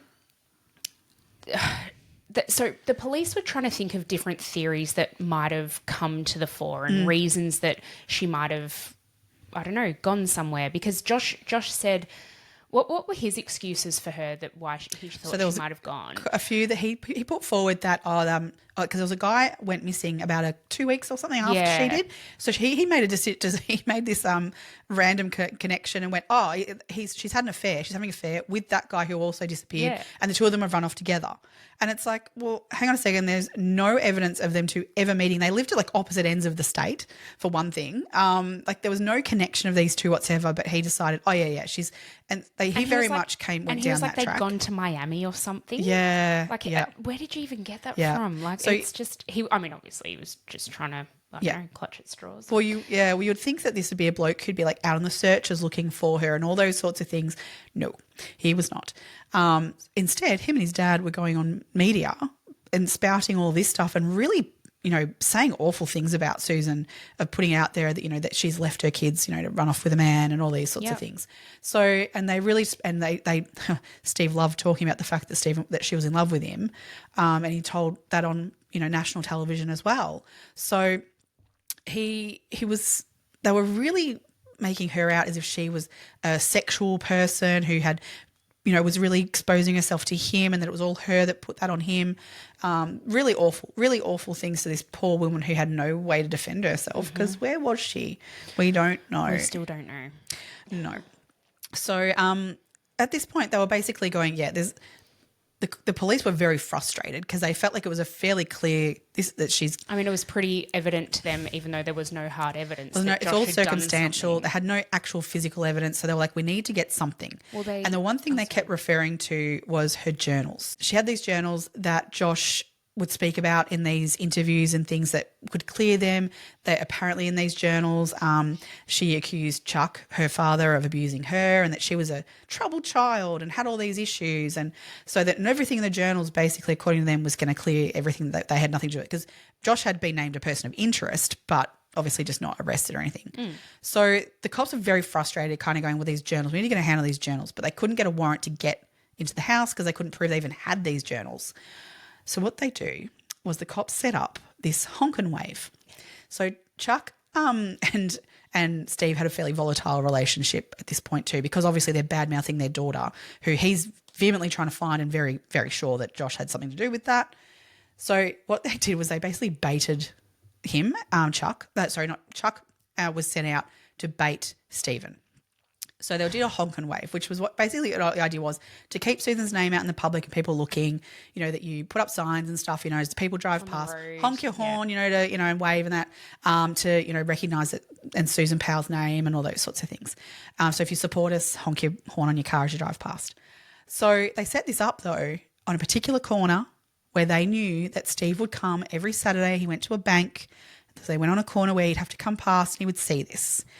And of course, Steve can't walk past an opportunity to have his voice heard. So he fell into this entirely, went over, had an argument with Chuck around, like that Susan's not missing, she's run off with a bloke, and all these things, and they're arguing. But the whole idea was to get him to mention these journals and try and get some evidence of them having them in their possession so that they could then execute a warrant. So I love the video of this, like here's a full video of the two having this argument, and I love it because Chuck is the most adorable man. Oh, he's so lovely. He's so nice. And you can see him just kind of like Steve's there mouthing off being the dick that he is, and he's saying all this stuff, and he's literally walked straight into this trap. And you can see Chuck kind of going like, well, we've got what we came for. Like, can we stop this now? I don't really want to talk to him. Like, it's like, oh, can I get away from this piece of shit? And so, because what he says in that is that the words that he used were, those journals were completed when she was 20 years of age, when she was Josh's wife, so they are Josh's property. Bang. Gotcha, you motherfucker. So the cops were able to then get their warrant to then search his house. So at this stage, Josh and his boys were living with Steve at this point. So they had moved right away from where Susan had gone missing from to Washington. And the support of like all of the people who actually gave a shit about Susan. Mm-hmm. She had friends. Jennifer lived there, and Terrica. And Susan and Jennifer were very, very good friends, being sisters-in-law. Jennifer didn't like Josh, No, but she loved Susan. Yeah, and she protected a bit. I think she was very much, in her corner. For sure. Well, still to this day is. Yes. Yeah, so this allows the police then to get into Steve's house, but in their mind still is to search for things like they want these journals particularly. They are going in there, and with Chuck, he's desperately wanting to think that they're walking away from this with an arrest of Josh. Mm-hmm. At the end of the day of searching that house, he gets a phone call from Alice Maxwell who says, "We have made an arrest of Stephen Powell." Steve. Which Chuck is somewhat disappointed with. However, why? What's going on? Maybe we have some action here. Unfortunately, it's on something completely unrelated. On something, well, not completely unrelated. Completely unrelated. No, you're right. Not completely It's on unrelated. something unrelated to Susan's disappearance. The shit they found in that house is just disgusting. First list of things that were found that were revolting.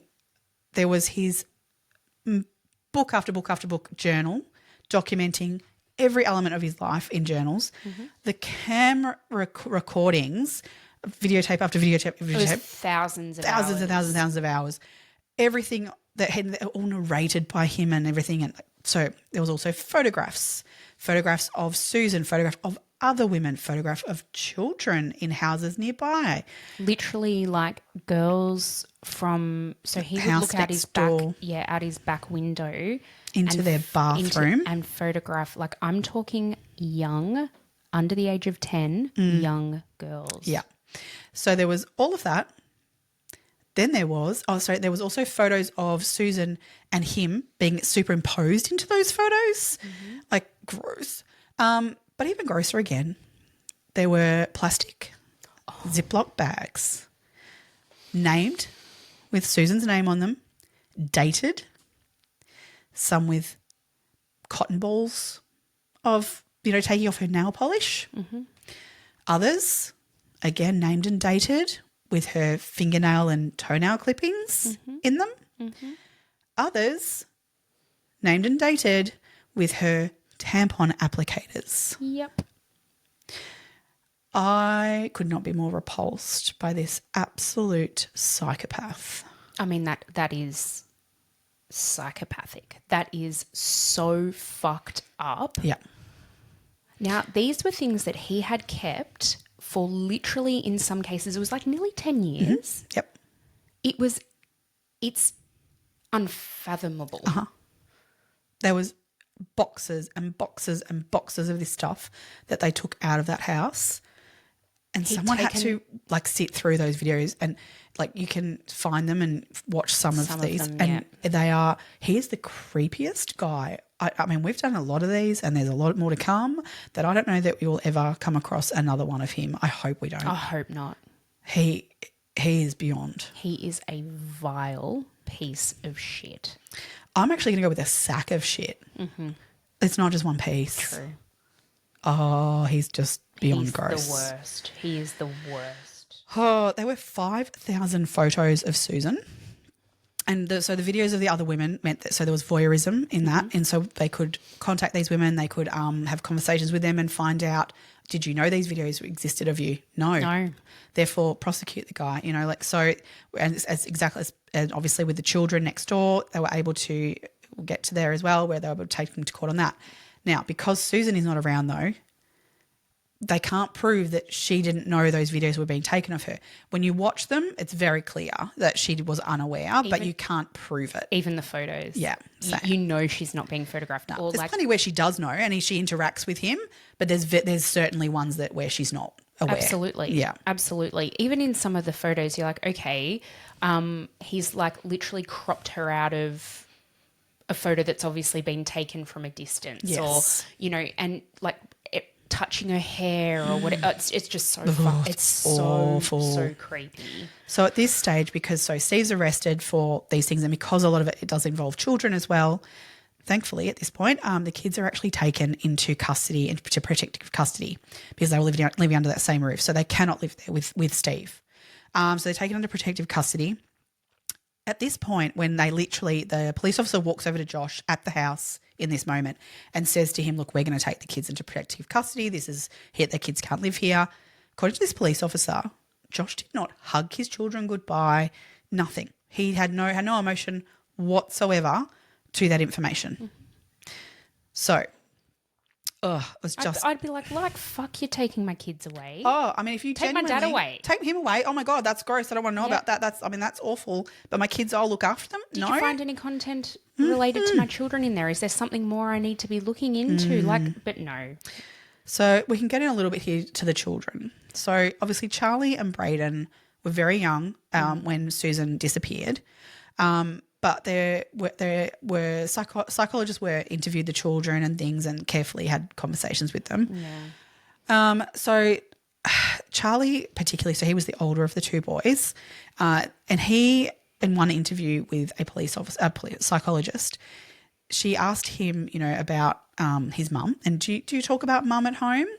And his answer to that was, we don't talk about Susan or camping. I keep all the secrets. Oh, this poor little boy.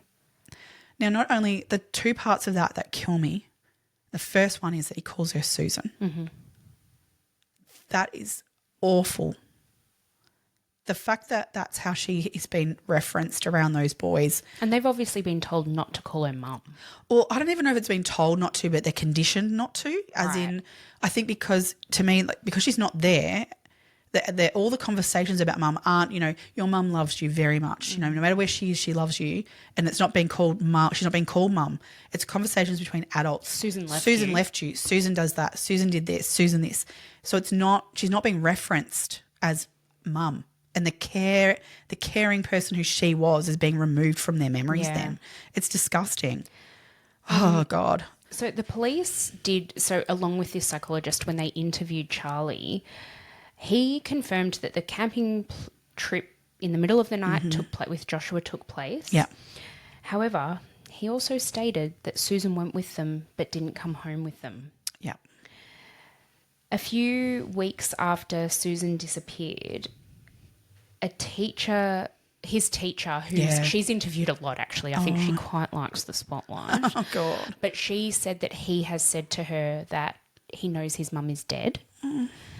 And when Brayden was interviewed, now given Brayden's 2 years younger, I think he was barely 3 at this point, not quite 3. He drew a picture of a van with 3 people in it and told the psychologist who was with him, Mummy was in the trunk. Now, when they forensically investigated the van, they didn't really find a lot. It had been cleaned. And there is CCTV footage of Josh cleaning the van on the way home from the camping trip. They also found, when they were doing a forensic investigation of the house, now, mind you, we already know this, that the couch had been cleaned. Now, Josh had also, a week or two before this, bought a rug doctor.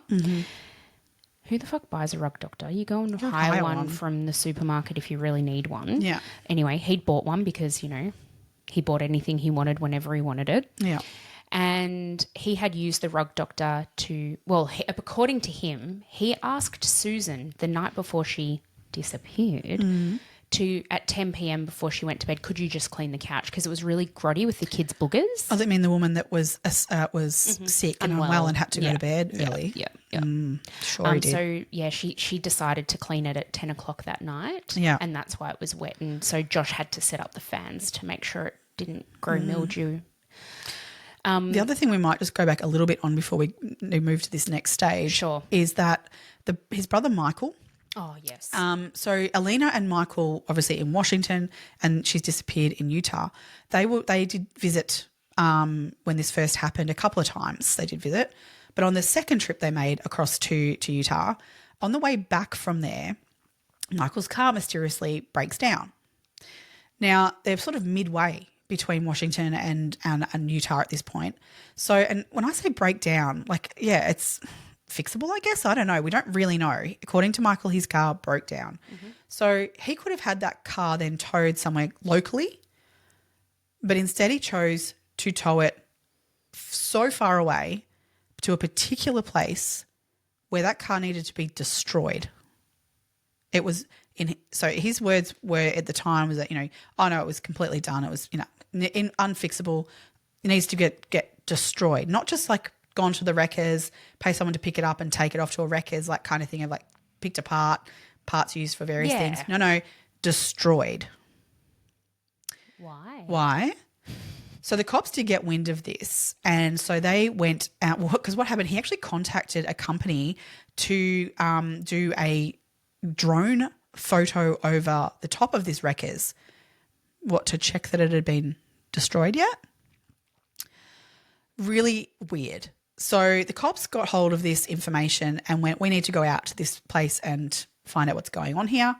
So they go out there and they took with them cadaver dogs who could smell, obviously, decomposing bodies, and they let them loose in this entire massive yard. And we're talking like a massive wreck yard, like massive wreck yard. Huge. Literally within minutes, they went directly straight over to Michael's car and alerted. So the police then test this, and they did find, yes, evidence of DNA in the carpet of the boot, I believe, or something. That's right. It was in the boot. Yep. Now, unfortunately, though, when they looked at it closer, yes, there was definitely DNA there, but not enough to get a matching that, say, to Susan, say. I don't know how that works, but well, no, I think it had been cleaned. I think that was what it was. Right. So the dogs alerted to obviously a scent, which is okay. That's great. Yeah. But when they went to then try and get the evidence, they weren't able to gather enough usable DNA because I believe they'd used bleach or something that had degraded the DNA a point. Yep. To a point where they couldn't actually get a full profile. Yeah. Right. That's it. Yeah. So another red flag, if nothing else, that just putting it out there potentially that Michael was part of this knowledge of this too, and maybe moved the body. Or Steve used Michael's car for something. Maybe that's possible too. But this car certainly was an issue. When Josh drove this 800 miles in the rental car for 20 hours and Steve disappeared for the same 20 hours, we don't know how Steve got to wherever he got to either. So I'm like, have they transported Susan's body? We don't know. We actually don't know what's happened. But that's fact of what has occurred. Yep. So real odd, real strange. So just putting that in there as well as information that occurred prior. Yep. So we're back here where we've got Steve arrested. Susan's still missing. Josh has had the boys removed from him at this point. And so they go to court on this. Now, at this point, thankfully, the courts do place them in the custody of the Cox family, so with Judy and Chuck, Susan's parents. Mm-hmm. However, the courts decide that Josh is which I use formal terms of what our legal system here will use, good enough, I use inverted commas, he is a good enough parent because he attends to the children, he feeds them, he shows up on time, genuine bare minimums, that he's a good enough parent to have visitation with his kids at this point while they sort out who is what and all this evidence they've gathered on his dad and whether he's part of this, whatever. They've got to ascertain all these things. So, and the simple fact of the matter is he's a prime suspect in a disappearance of his wife. Yep. Yeah. Anyway. So I think the court then decided to impose that the visitations needed to be supervised. Yes. So the visitation had to be supervised. Now, the supervisions did occur originally in a facility, which is what they are meant to happen if they're supervised. However, they were the other people who were visiting children in this facility didn't like Josh being there. This was a really well-known situation in the area, and people were commenting and saying, I don't want him around my children, because of the situation of who his dad was and what that was going on with that. He shouldn't be here. He shouldn't be around children in full stop. Shock horror that, really? General people who also have to have visitation of their children acknowledge that this dude shouldn't have visitation with his children. Mm-hmm. That says a lot to me. Yep. I'll get really, really, really pissed about this shit. So it was taking place in the facility, but at a point they went, well, this isn't working. Other people don't want him here. So they moved it from there to being elsewhere. But we'll come back to that. Yep. So obviously this is all playing out in terms of Steve and what's been found in his house. And in that situation, what was found was on a computer that belonged to Josh was animated child pornography. Now, animated child pornography is a grey area a little bit legally in terms of what that means, because real children aren't involved. Where does it land in terms of legally what you should or shouldn't have of that in your possession? Ethically, fucked. Yes. Legally, grey. Yeah. So the courts basically decide that more psychological assessments need to be done. And a psychologist, when he got wind of this, he was doing assessments already on Josh. And at this point, when he got wind of that fact that this information was on a computer that he owned, he said that's a deal breaker for him in terms of the kids. Yes. So what he wanted then was a full psychosexual analysis and evaluation of Josh, which includes a polygraph. And in that polygraph, he can be asked anything. So that meant that what was on the table now was that he could be hooked up to a polygraph and asked direct questions about Susan's disappearance. Now, turns out the porn that was on his computer actually wasn't his. That pornography had been put on, so that computer had been purchased actually by Susan, a long time ago, secondhand. And it was provable that porn had actually been put on that computer before he even owned it. So it was way, way deep down in there, however computers work, I don't know. But that was actually proven that it wasn't his. Okay. However, it was enough for them to say, we need more information about this at the time of nah. So the kids are obviously in temporary custody with Judy and Chuck, and they're having supervised visitations with Josh until this assessment is done. And he is now under the pump because this polygraph, I think, is really imminent. gave him a real spun. It's worth noting as well the supervision of these visitations was done with a social worker. So it's not like it was Judy doing the supervision or Chuck doing the supervision. It was with a court-appointed social worker. Yeah. And with all this going on in terms of the visitations meant to be happening at a facility but then changing to being at Josh's house with it but still supervised, Chuck was actually jumping up and down in the background saying, I am seeing signs here of similar things that Susan was raising around Josh's personality and what was going on for him prior to her disappearance. He actually said that to police officers, social workers, courts. He went to everyone. He was concerned. Very concerned. Very, very, very, very, very concerned. He literally could not have done any more. I really want to say that. I feel he was so explicit in what he said as well. Yeah. He's like, Josh's behaviours are escalating. I am very concerned that Josh is going to hurt the children. Mm-hmm. I am very concerned that Josh is going to hurt himself. Yeah. Not that, I mean, at the end of the Who day, cares? Who cares if he hurts himself? But he was saying something's going to happen. Like he knew. We're getting somewhere. This isn't okay. This isn't okay. The fact of what's been put on him of you might not get your kids back if this sexual analysis comes back with stuff. If this polygraph comes back with stuff, you may lose your children. Could be a trigger of some sort. I don't feel like it was the children. I don't feel like it was losing the children that was his motivation here. I feel like it was more that he was going to be fully exposed. Yeah, it's fully exposed. Yeah. So we're here. We're here. I've been avoiding it. Have you noticed? Oh, yeah. It's so much. So this is Super Bowl Sunday, February 5th, 2012. Mm-hmm. Josh wakes up. He goes to the bank, gets out some money, goes and buys gasoline. He's then got a visit with his boys in his home. Now, at this point, he had actually moved out, obviously, so he could have these visitations. This was not at Steve's house. He had rented a property just down the road from his dad's house. Fucking get away from that bloke. Get the fuck away from him. So he'd rented this house just down the road from Steve's place. So he had his own place there. And in this house, he had a toy room for the kids set up, a bunch of their toys and everything. Not a lot of furniture, not a lot of homey stuff. No. But, I guess it was a new rental. He didn't have a lot of things to fill it.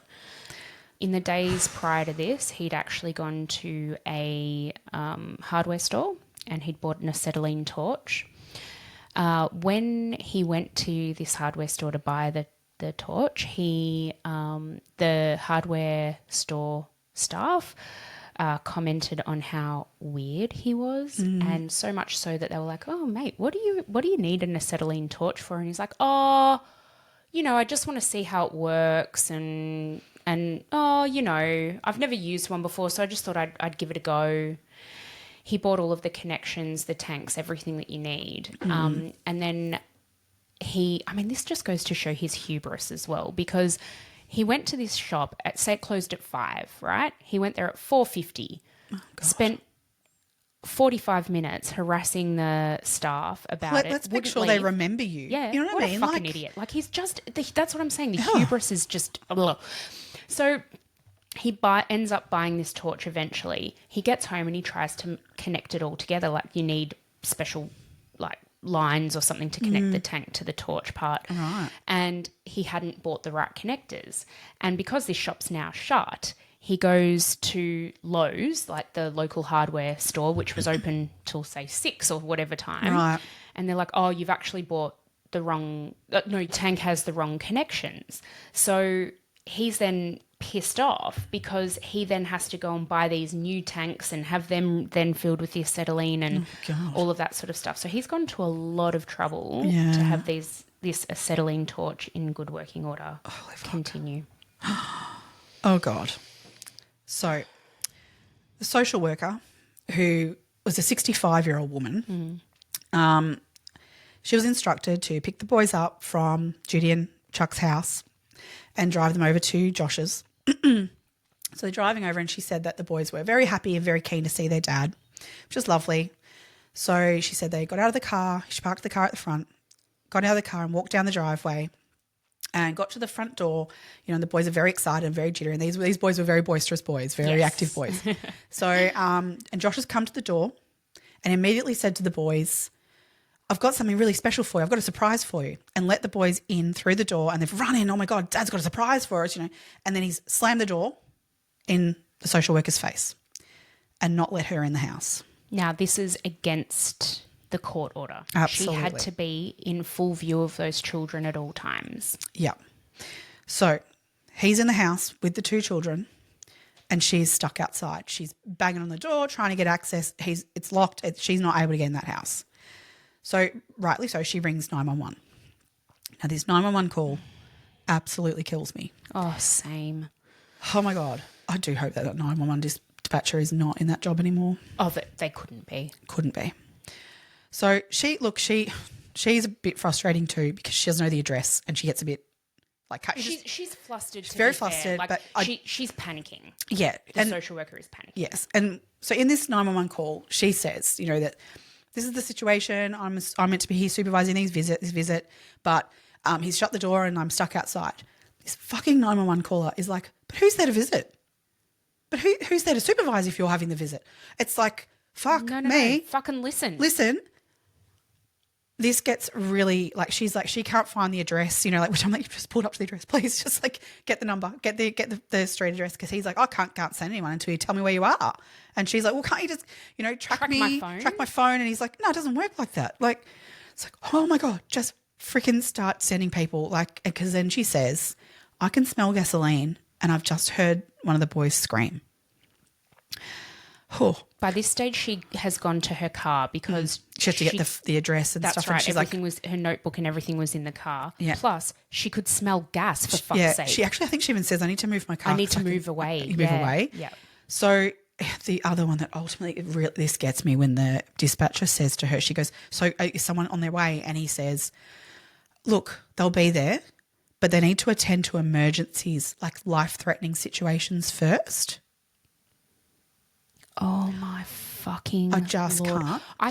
I think in that 911 call though, she is absolutely conveying that she needs someone there now. It's not like she's like, "Oh, look, the kids have gone inside and I just can't get in." She is panicked. She's like, no, what you don't This is a understand. life-threatening This is a situation. Exactly. I am in fear of those children's lives. Something this is Josh happening. Powell. She keeps Yes, saying to him, yes. like, you should know that name. And then he has no idea who that is. No, he's like, so how do you spell that? And I was, Yeah. this guy is flashed over the news. He is known in this area. This is a known story of what's going on and breaking stuff.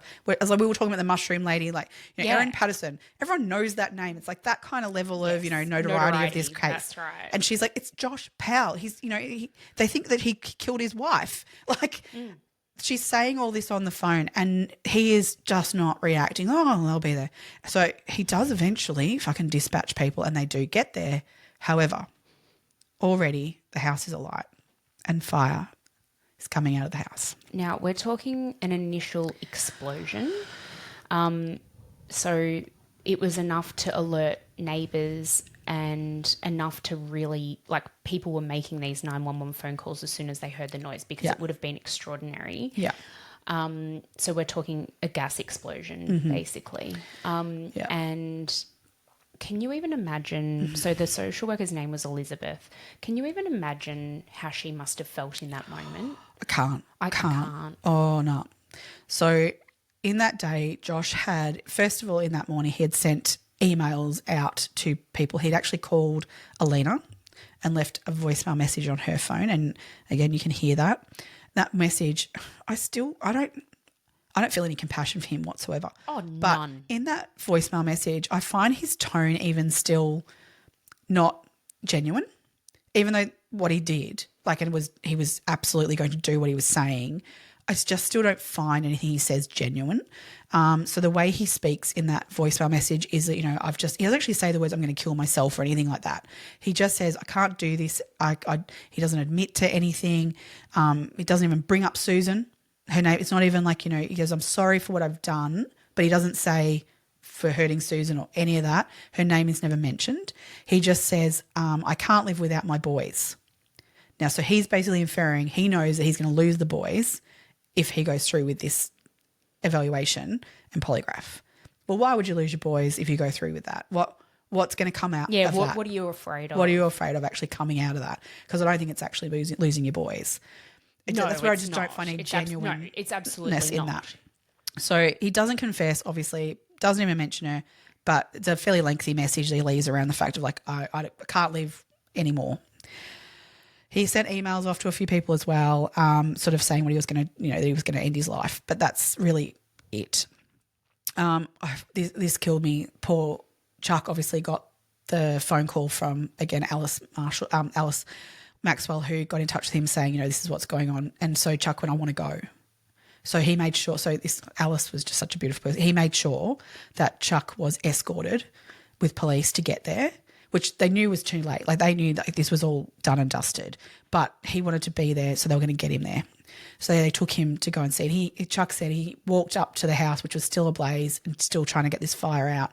And he said he just knew immediately there was no chance those boys were coming home to him, which he just said like that was just beyond. He'd already lost his daughter. And his last piece to her. That's right. They were his last connection to her. So Josh, in my mind, did this as a vindictive sort of last case. If he wasn't going to have those boys, no one was going to have them. It's not about him wanting them. It's about no one else having them. That's right. That's exactly what I was about to say because I don't think he would have given a shit whether he saw the boys again or not, but he didn't want anyone else to have them either. So he wanted to inflict the most pain on Susan's family, and he's absolutely done that because he has now wiped out the two most precious things to her and the two most precious things to Susan's family that they had and the connection that they still had to her. Yeah. These poor little innocent boys, they did nothing wrong. No. So that vile sack of shit, he didn't just put the house on fire. So what happened when he closed that door, to that front door, those boys ran giddily, happily into their playroom, thinking Dad had to surprise them, something lovely for them. All these toys. The only thing that they had in the majority of the house was these toys for these boys. Ran in there thinking they were getting a surprise. He attacked them with some sort of axe or pick. Yeah, it was a hatchet or something. They weren't sure exactly what the tool was, but there was definitely destroyed in the fire. There was definitely injuries to the children that inferred that there was this attack on them first before they died, and they were found on the floor in the room holding hands. But the thing is, that's not what caused their death. So the three of them, the cause of death for the three of them was carbon monoxide poisoning. Yep. It wasn't even – so he attacked them like for no reason. Mm-hmm. I just – like carbon monoxide poisoning I think is actually quite a peaceful way to go. You pass out before you know what's going on. What's happening. He could have just done that. Yep. Like, I mean, none of it. He should have done none of it. I don't want to – but why inflict the violence? Have the violence. Yep. I just can't with that. That just absolutely kills me. You couldn't. How do you do that to your own children? You have no emotion, no soul to be able to do that. No. Not a human being. Not a human being. So the only advocate that Josh has is Alina. She vehemently supports him as not being a monster to this day, which I just... Whereas Jennifer, his other sister, said as soon as Susan went missing, she knew it was Josh. Yeah. Yeah. And she feels guilty for the fact that he killed the boys because she said, I should have known that this is where it was going. Yeah. It's not her fault. No. This is only Josh's fault. Absolutely. Yeah. So following this absolute, he's a family annihilator. He has annihilated her family. It's just awful. So after this though, Steve does go to trial for his, so he ends up being like charged with, I think it was like 1 count of child pornography, 1 count of voyeurism. Like it was just 1 count of things. I think he was actually sentenced to like 10 years, but he only ended up serving 5 or 5, yeah, somewhere around that. Yeah. He came out of jail after those years, and he went to like a halfway house-ish kind of place. He served nearly 6 years. Oh, nearly 6 years. So he was released on the 11th of July in 2017. Yeah.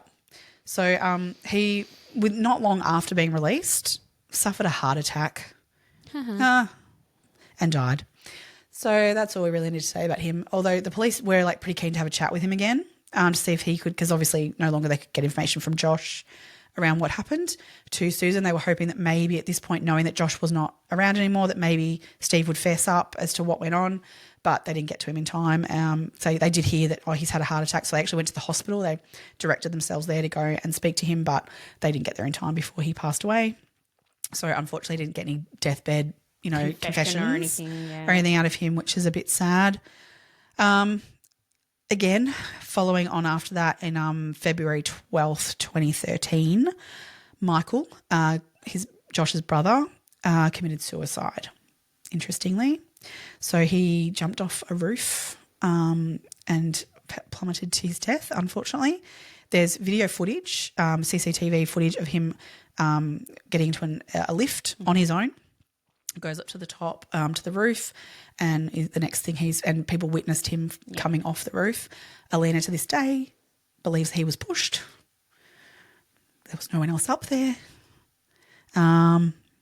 which is interesting. So, I mean, between all of that, so the police have closed Susan's case. They know they're not looking for other suspects with the information that they basically say that they believe Josh did something. Josh hurt her. She killed her, and quite possibly either, if not both, Michael and Steve moved her body. Mm-hmm.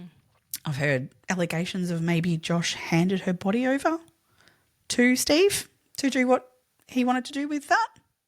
I've read about that too. That's interesting one. I mean, look at how depraved he was. That makes me feel absolutely ill. But you know what? I can't discount that in my mind. No.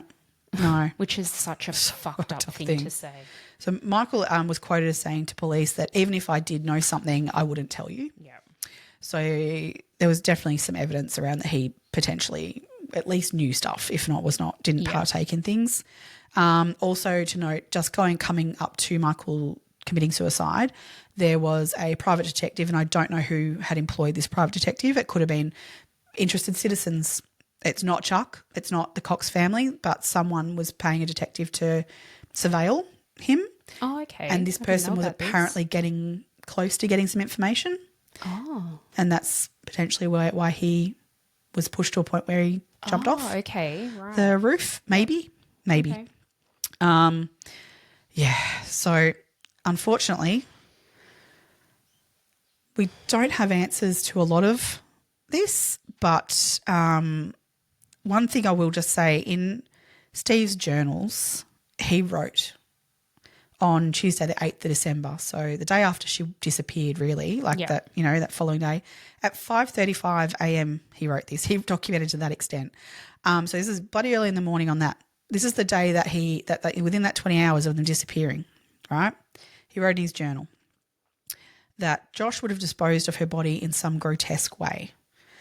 Maybe he took her and cremated her in an industrial site. What the fuck? He also believed that he wrote in this same journal that he wanted to do it his way and avoid a messy and costly divorce. All Josh cared about, and this came through in all of his little fucking weird video journals, was money. Mm-hmm. Everything was about money. Yeah. He even bragged in one of his police interviews how there was some restaurant near where they lived and he could feed the entire family for $4.70 on a particular day where they had and he was able to use he was so clever. He was so clever he could feed his whole family for $4.70. What a piece of shit. He's such a fucking piece of shit. He did not care about Susan. He did not care about those beautiful little boys. I think that in some way, I think ultimately Steve is, whether he had a hand in this or not, I do think he's ultimately responsible. Because he had these children grow up in a world where they had no sense of normality, of what compassion is, or, He was exposing them to violent pornography at such under a the young age of age. 10. He destroyed them. That changes your brain chemistry, that kind of thing. It literally does. Yeah. So, yeah, and Josh, yes, there was a lot, I think there was a lot undiagnosed in him as well. Mm-hmm. But all of those things are things that people live with each and every day and don't end up murdering their wife and murdering their children. Yeah. I can't even imagine how somebody would get to the point that he has. No. I think you're right. I think there's definitely childhood issues there, but at the end of the day, he grew up into an adult and he made decisions that fucking ruined so many lives. I think the way he killed his children is, it actually makes me feel physically ill to even, I can't go there. No. Because it's unfathomable that somebody could inflict that kind of harm on their own children. Mm-hmm. I can't even. No. How Susan died, I don't even want to think about it. Yep. I mean, I can only hope, to be honest, that there was a poison, say, in that food. Yeah. And that she went in some way peacefully, because, I mean, it unfortunately, the cleanup that occurred in that couch area infers maybe not. So, well, that's right, because they found blood, very tiny little spots of blood, which were proven to be Susan's. Yeah. That doesn't prove that anything she else. would have cut her finger in the kitchen. That's right. Weeks earlier, who knows? That's you don't right. know, but all of these signs point to what was potentially a violent end for her too.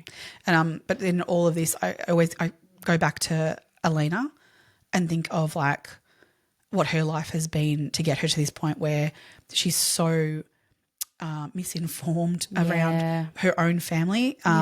Her take on all of this is so morphed into something that, to be the only person on this planet basically who believes that her family are innocent, it says something. Yeah. But she's got to have experienced an awful lot of shit in her life. Absolutely. And I wonder whether, I think she had a real hatred for Susan. And I do think, morbidly as it is, I think that she was jealous of Susan and the attention her dad gave her. Yeah, I think you're right.